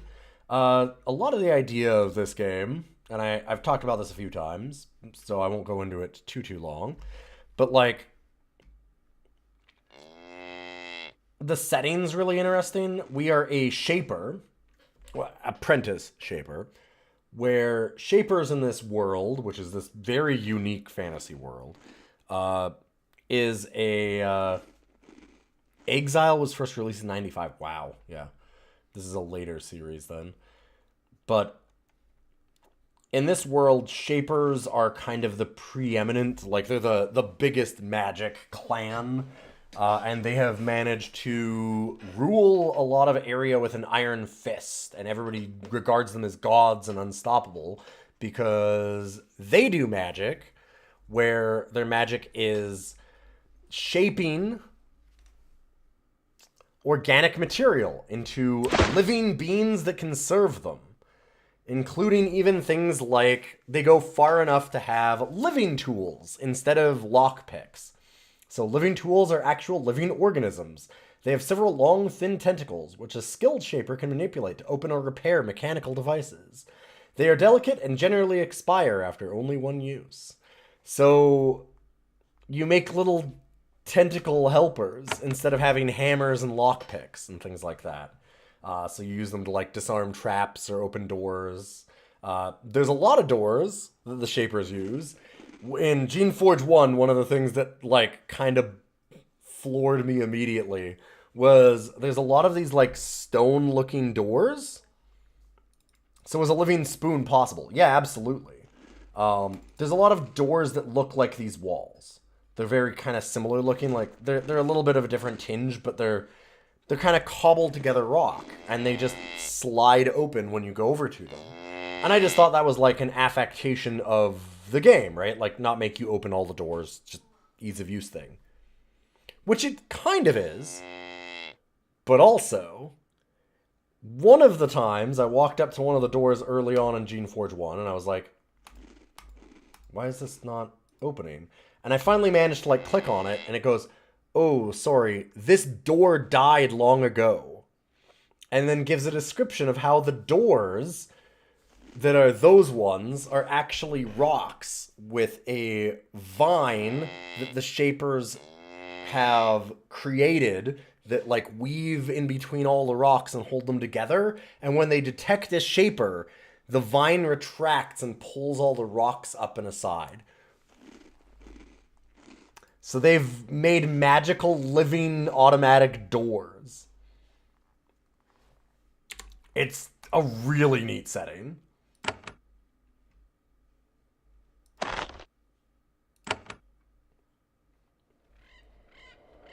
And with our party, you'll notice that we have Jean and Jean, because we forged them. When you have your party, for the most part, You just make your party. And they're expendable. You can even reabsorb them. So, like, if I decide, you know what, Gene, you're not being that useful, I can reintegrate it into me and get its essence back.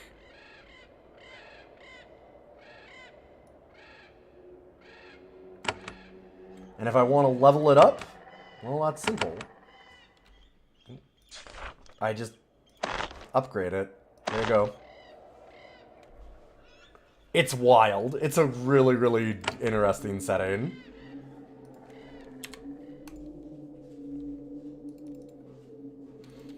And the plot so far of this game is that as a apprentice shaper, we were assigned a task with a mentor, an agent who is out looking to check up on some remote settlements. This one is called Dry Peak. And when we got here, the settlement is in a lot of disrepair. We were supposed to meet two shapers that are running the, like, settlement of Dry Peak. Zachary and Barzal. When we got here, it was in horrible disrepair, which is, like, causing all kinds of things. The Shapers rule with an iron fist. This kind of weakness is like, they're regarded as gods by most people.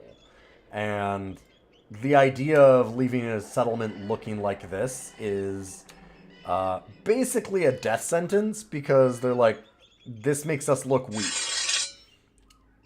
So, not a good sign. But we talked to Zachary, and Zachary's like, oh, Barzal's dead. And our mentor, the agent Shanty, went, okay, well, that's very interesting. We'll have to report this back. I'm going to investigate around, though, if you don't mind. And then she turns to you and she goes, so, that's bullshit. I'm pretty sure Barzal's alive. And something weird's going on here. Because, like, Shapers don't lie like this to the Shaper Council. What the fuck is happening? Like, their rule is absolute.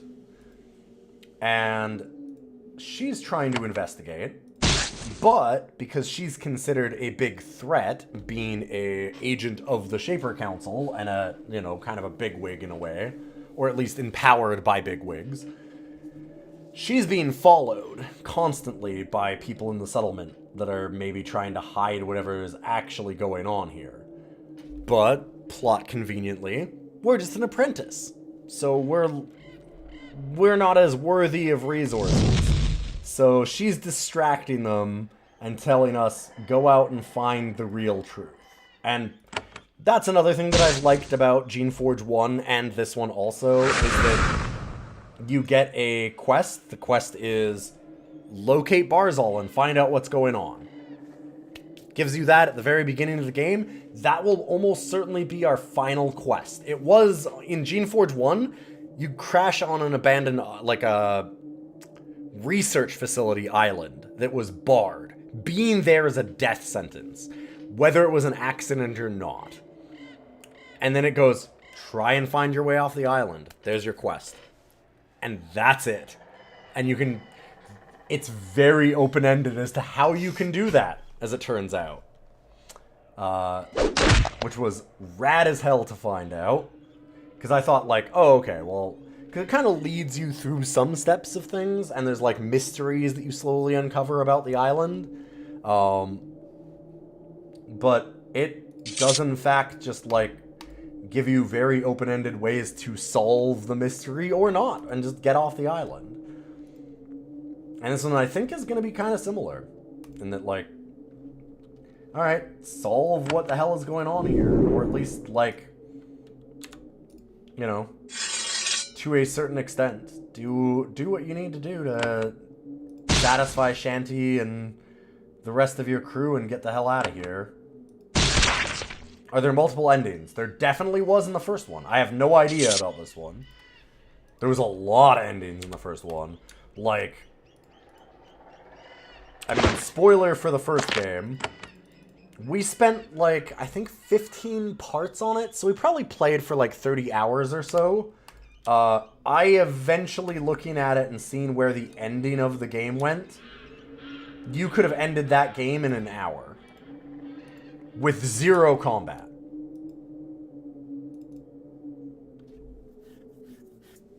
You can just find the way off the island right away. If you're smart and look around and, like, solve certain things and just decide to get out, you don't solve a lot of what's going on behind the scenes, but you can just leave. You can just be like, I'm just getting off this fucking island. Bye. Later, bitch. You can just not get sucked into things. Pacifist run. Yep, that's a big thing in this one, too. You can totally decide not to hurt anybody. You can decide never to attack. You can decide to never create a single, like, monster for your party. There's stealth options, there's conversation options, and they're all viable. You do not actually need to... As far as I know, I guess I don't know for sure in this one, but like in Geneforge 1, you can go through that whole game and never fight anything. And that doesn't even necessarily mean that, oh, you do like a bad ending and just get off the island right away. No. You can solve every problem in the game without fighting. Like, you can absolutely go through the whole game without doing a fight. It's neat. It's really, really open for the ways that you can decide to solve problems. You see a guard post ahead. There are several serviles around a campfire. All around them, you can see piles of supplies and equipment. You wonder who would bother to send Dry Peak's limited supplies into this waste. When you get closer, you realize that something is wrong. There are no humans here. One of the serviles is holding a sword. It's very strange. Another worrying situation in these mountains. It's a large force. Serviles shouldn't be armed, and they aren't scared by the rogues around them. So serviles are humanoid-esque creations that the Shapers use as slaves.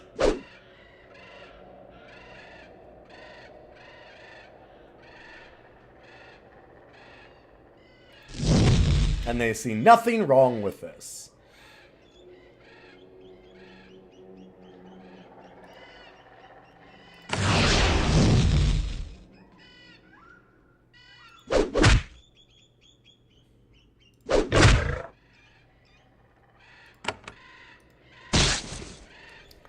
And they're not supposed to be intelligent, or like,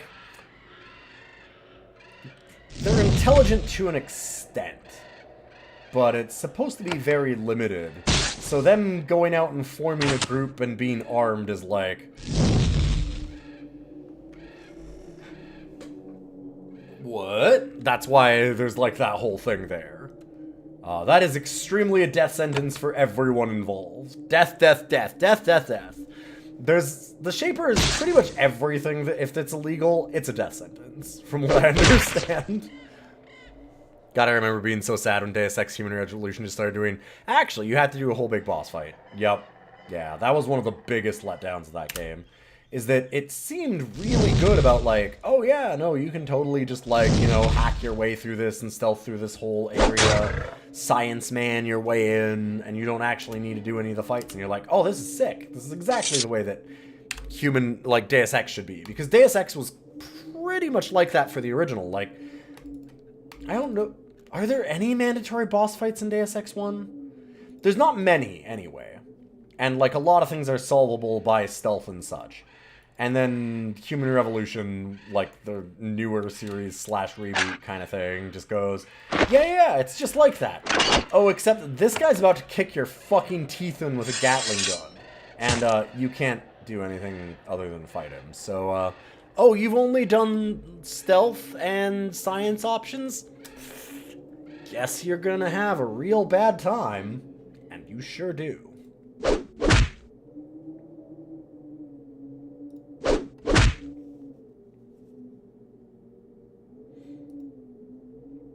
I do tend to be the kind of person that, like, as you might notice, I often will do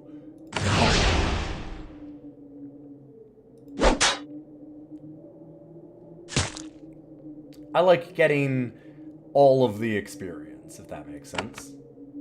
Alright, let's move one to that one. Just so it can't get up on our actual main character that we care about.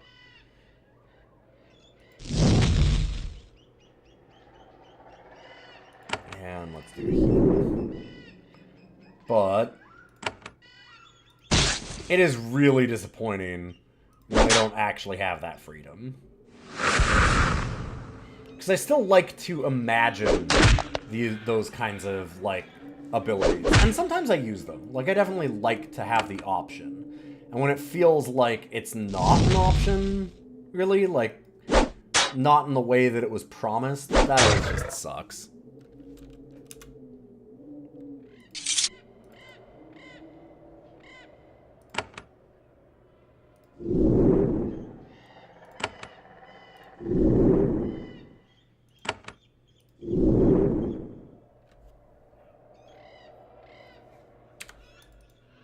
I like how the healing spells are integrated in with, like, the Shaper lore, in that they use the essence, which is the same stuff that we use to create stuff, to heal. So you're basically, like, just sticking magical bio goo into people and, like, forcing their body to, you know, heal itself. Oh, sweet, sweet horrors that this game makes up. You're a bio-horror, and you're a bio-horror, and you're a bio-horror. Like, it's... everything is awful.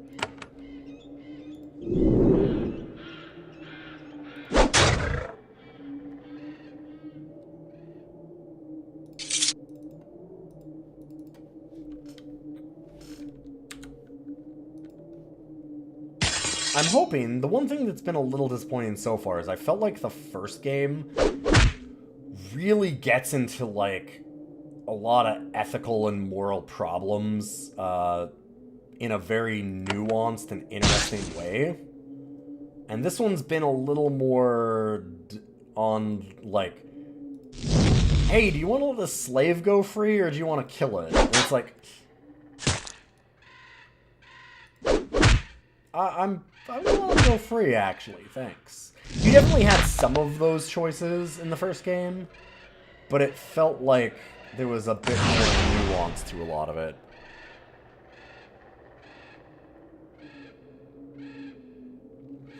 Yeah, when they teach you to, like, oh yeah, you're gonna be able to do this, it's rad, right? And then they just take it away from you, it does feel like a toy is being taken away, right? Like, you gave me this cool thing, and then you said that I'm not allowed to use it. See you later, Vanilla. Have a good night. Thank you for lurking. I appreciate that very much. We will be going through this whole thing. I've got the VOD going up on YouTube. I'm actually streaming it to YouTube, because Twitch now allows that.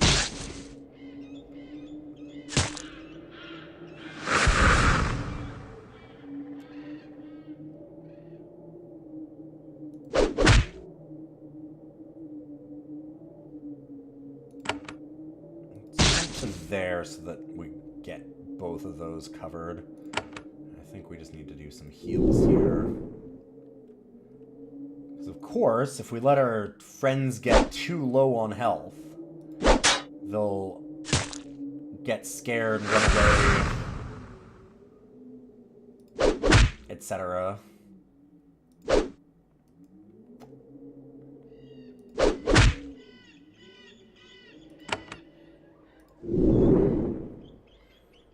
And if you want to lose a fight, having all of your friends just decide, I don't want to fight anymore, is a great way to do it. Ooh, baby level.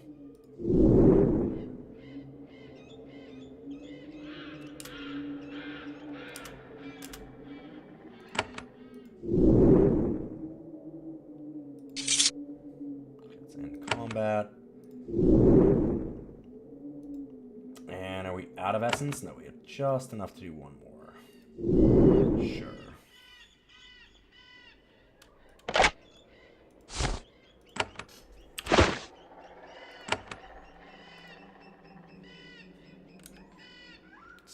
Gray crystal. Acid shower in an area. I kind of just want to learn that spell myself. The crystals tend to be like scrolls in other games. Where it's like non-magic characters can learn a spell for a little while. Ooh, that's a vlish. Huh.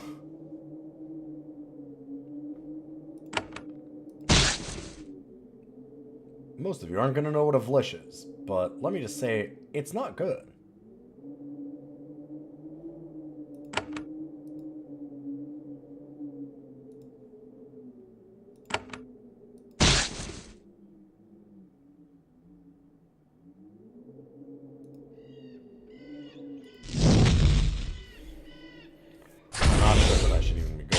Because this is probably us getting our ass kicked.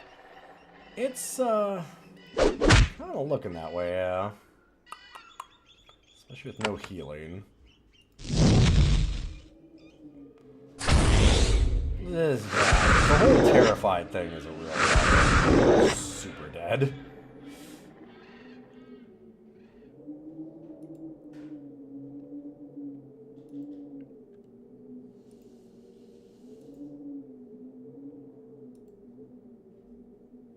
God, will I even be able to heal? Oh! Zora dies. Oh, I would live. I'm gonna reload, though. We saved before going in there for a reason. Do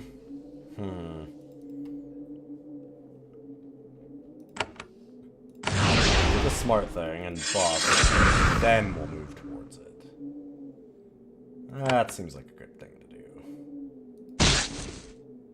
Perfect. I want to go right there because then I can be touching bases with both. Great timing. And we get the double hastes. Alright, this seems a lot more manageable to start. Should have been more careful coming in here.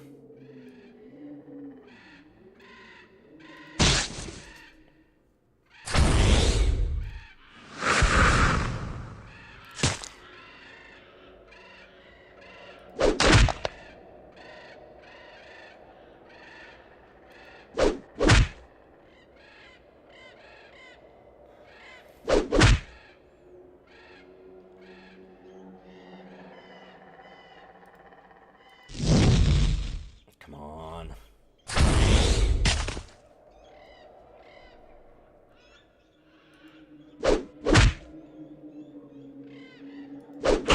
We're really lucky that that thing is still being loyal.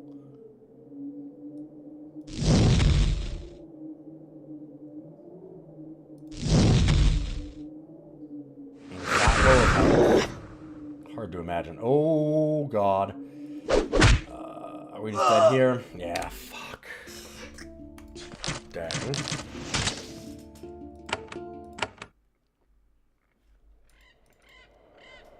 That last poison got us.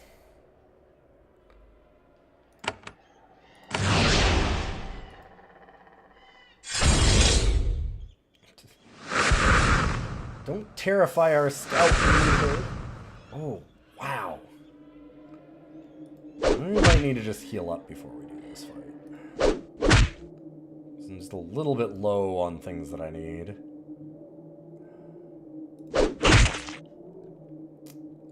That was really good. Second. Sorry, my hand is just... Tomorrow morning. Doctor's appointment. Hand fixie. Hopefully.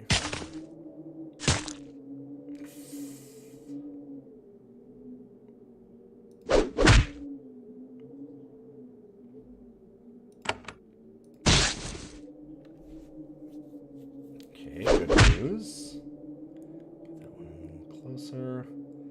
Walk away. Use the heal pod. We even still get another one. Awesome. That haste is super good when it procs.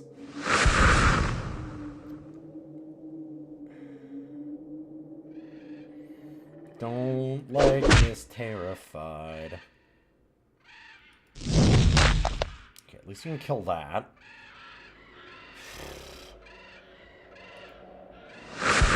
God damn it. I don't really... I feel bad losing Zora.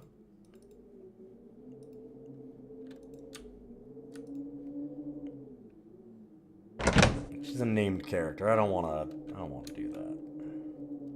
Okay, I don't need those. I don't know if I wanna... Ooh! Okay, it saw us. Damn. I wasn't sure if I wanted to bother these serviles yet. At this point, strange things happen. Events so bizarre that your mind struggles to comprehend them. A servile walks towards you, holding a sword. Serviles are never allowed to arm themselves. She looks up at you, but she's not obedient. She actually looks cunning and intelligent, and worst of all, hostile. She raises her blade, points it at you, and says, "I am Becca of Rising. I block this tunnel. You can't pass. Today, Shaper, you die." Sometimes serviles go rogue. Others are declared inutile and run away. But this is rebellion, declared in a calm, coherent way. It is like nothing you've experienced.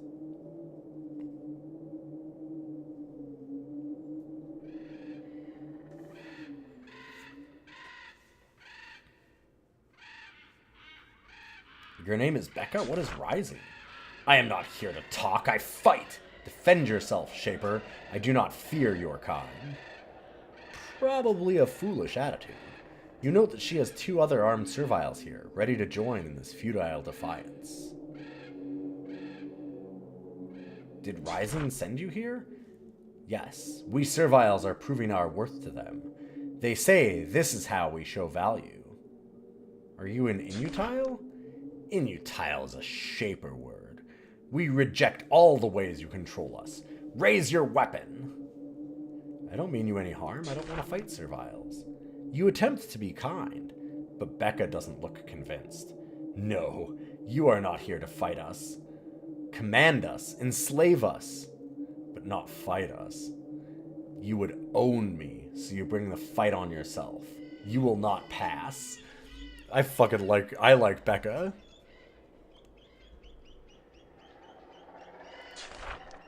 You turn and prepare to run. This only encourages the armed. God damn it. Oh, we needed to heal. This seems like a real bad fight. Oh, there's a lot of these.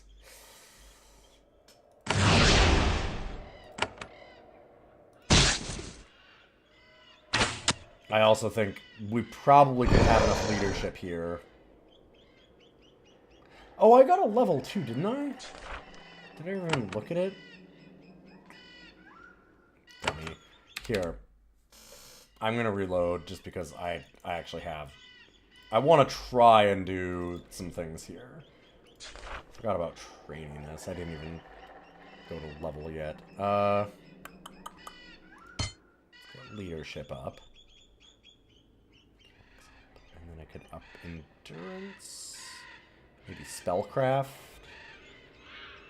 Let's do spellcraft. Giving us like a bonus on all of our spells, and after a spell's cast, we get extra energy back.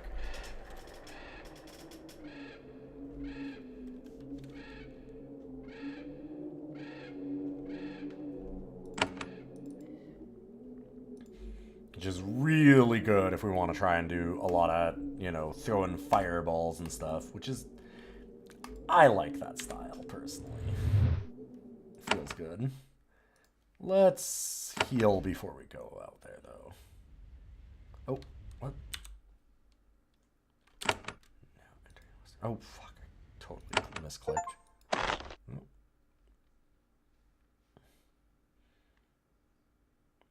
Oh.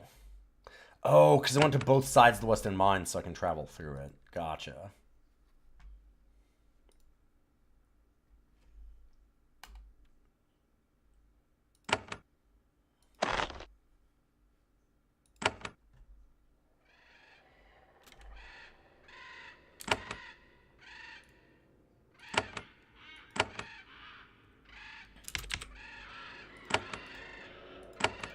let's save. And I'm not going to do this cave fight, because that one's kind of nasty with a Vlish in there. Stupid mind controllers. But I would love to do this again and see if we can't get anything else. Okay, her name is Becca. What is rising?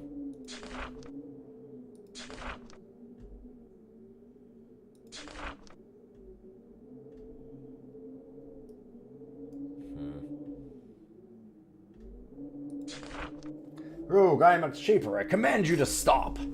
You use your most commanding voice on Becca, trying to tap into natural obedience to your kind programmed into all serviles. Becca flinches, but continues to approach. She has gone far beyond Rogue. It's as if she is a truly independent creature. No, Shaper, you can only kill me. We have all resigned ourselves to deaths at the hand of your kind. I am beyond fear. I am free.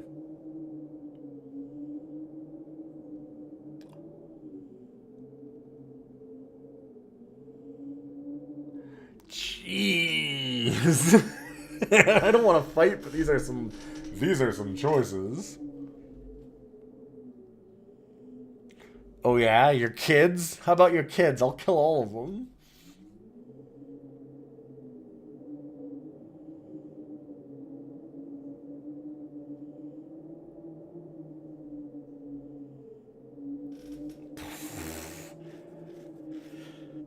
That being said, if we do like 3, if we can maybe talk to her again later. As you speak, you call upon your Shaper powers of command, making yourself as imposing as possible. Your words strike Becca like blows. She steps back. Her sword hangs limp in her hand. One of the other serviles rests a hand on her trembling arm.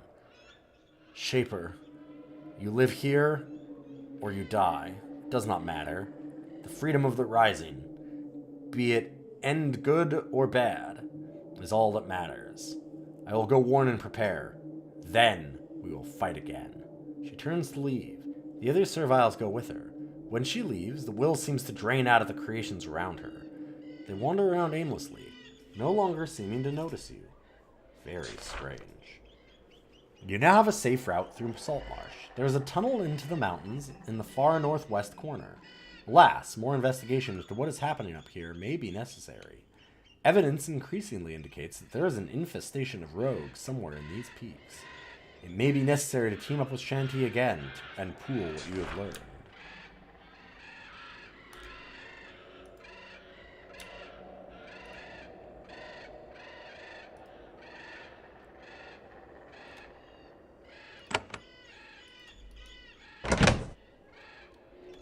Chainmail vest. Yeah, it's really heavy, and I am more of a caster. I think I would want to just have the battle champion. Good to sell, though. Same with that.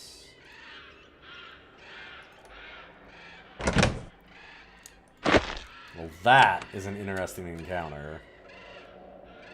I'm worried that they've now, because that was a horrible thing to say to her, I wonder if we've locked in the fight later. We've avoided it now, though, which is kind of our main goal. I don't really want to kill a bunch of, essentially, slaves.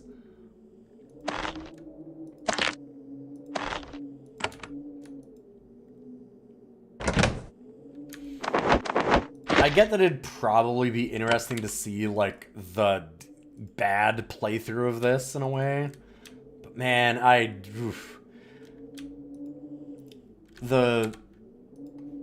The things that you'd have to do make me feel a little sick.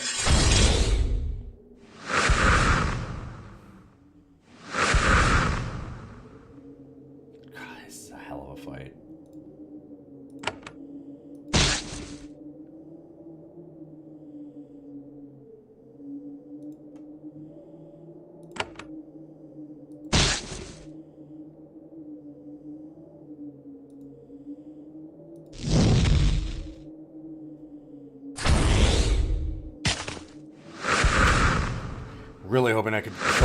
English faster, because it mind controls our characters, essentially. Yeah. Which, as you can imagine, pretty bad. Did get another... Just the haste. There we go. Something. Problem is, I'm worried these are gonna die. And also just running.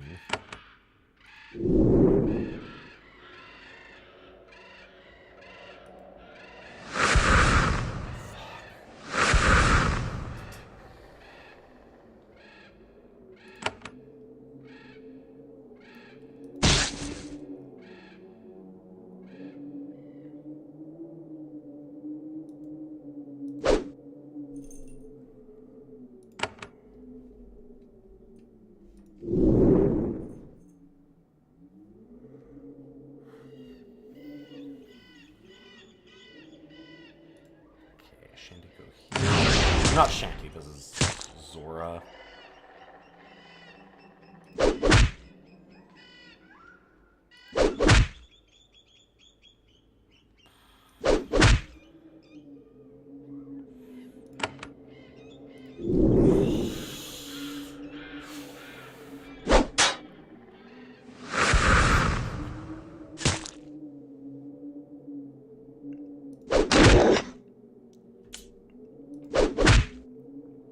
Mutually assured destruction, huh?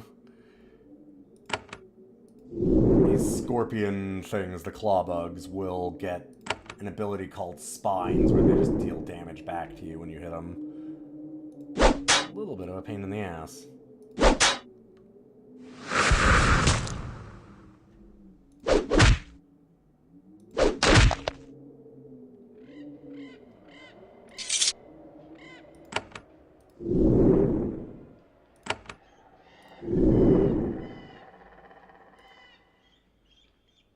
What cool things have we got? Silver discs. And... no, not that much cool.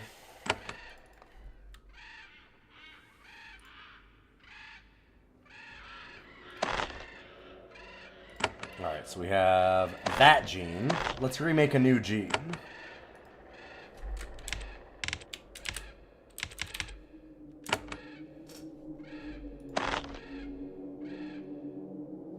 That gives us strong control. We should probably be giving them new abilities and stuff here now.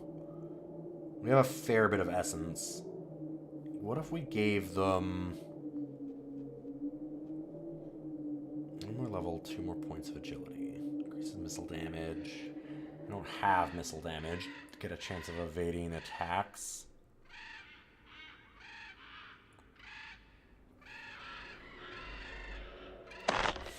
Health's important. That's often caused by lacking it. Fair enough.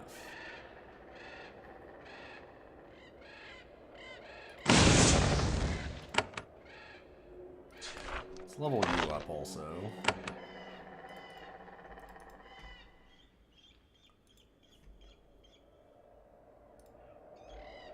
I'm gonna go back and get our essence back. And then we can continue forward.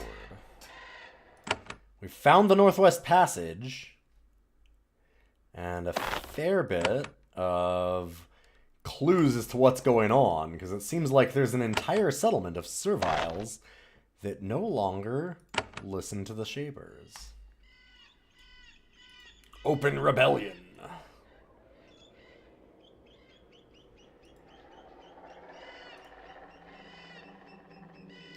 They said Rising like it was a settlement, but then they said, like, Rising sent them. So I don't know if that means, like... Okay,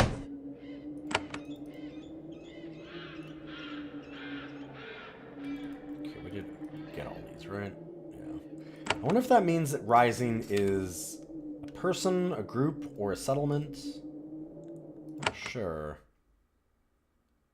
Secret tunnel. Oh, I guess that it did say to talk to Shanty, didn't it? It kind of gave us a hint that we might want to do that. Pool our resources with her again. Let's see if she's back at the hut.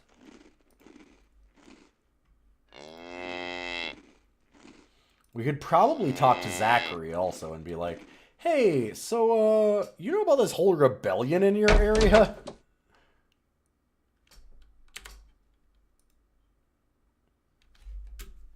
There we go. Shanty paces back and forth in the room, absently fingering her necklace.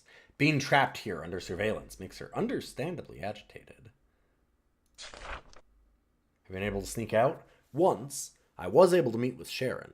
She is enigmatic at best. She did lead me to believe that there's but she did lead me to believe that my suspicions are correct. Something is wrong here. Very wrong. I also believe the answer is most likely to be found in the northwest corner of the valley.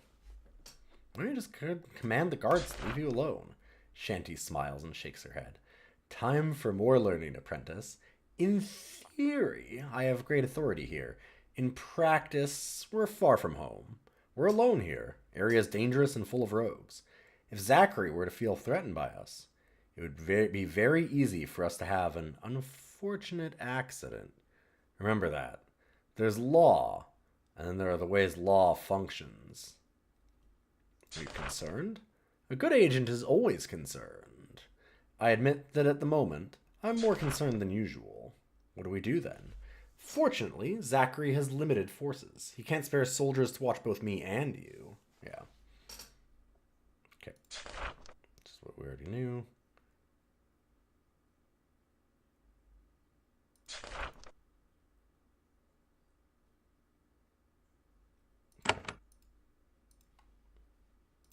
So it does seem like she's not really got anything new to say. She had mentioned Sharon, so like that was a little bit new, but...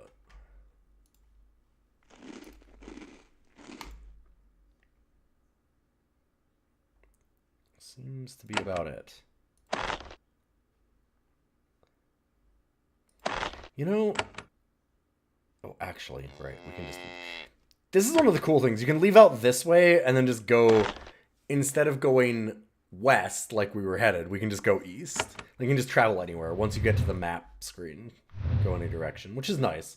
Very like Baldur's Gate did that too. It's not like a huge thing, but it is a nice quality of life thing. You don't have to walk across the entire map to get to a spot. Can you move out of my way, please, sir? I want to go and see Zachary here.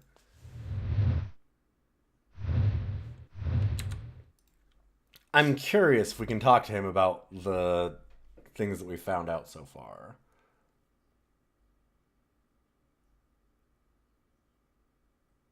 No.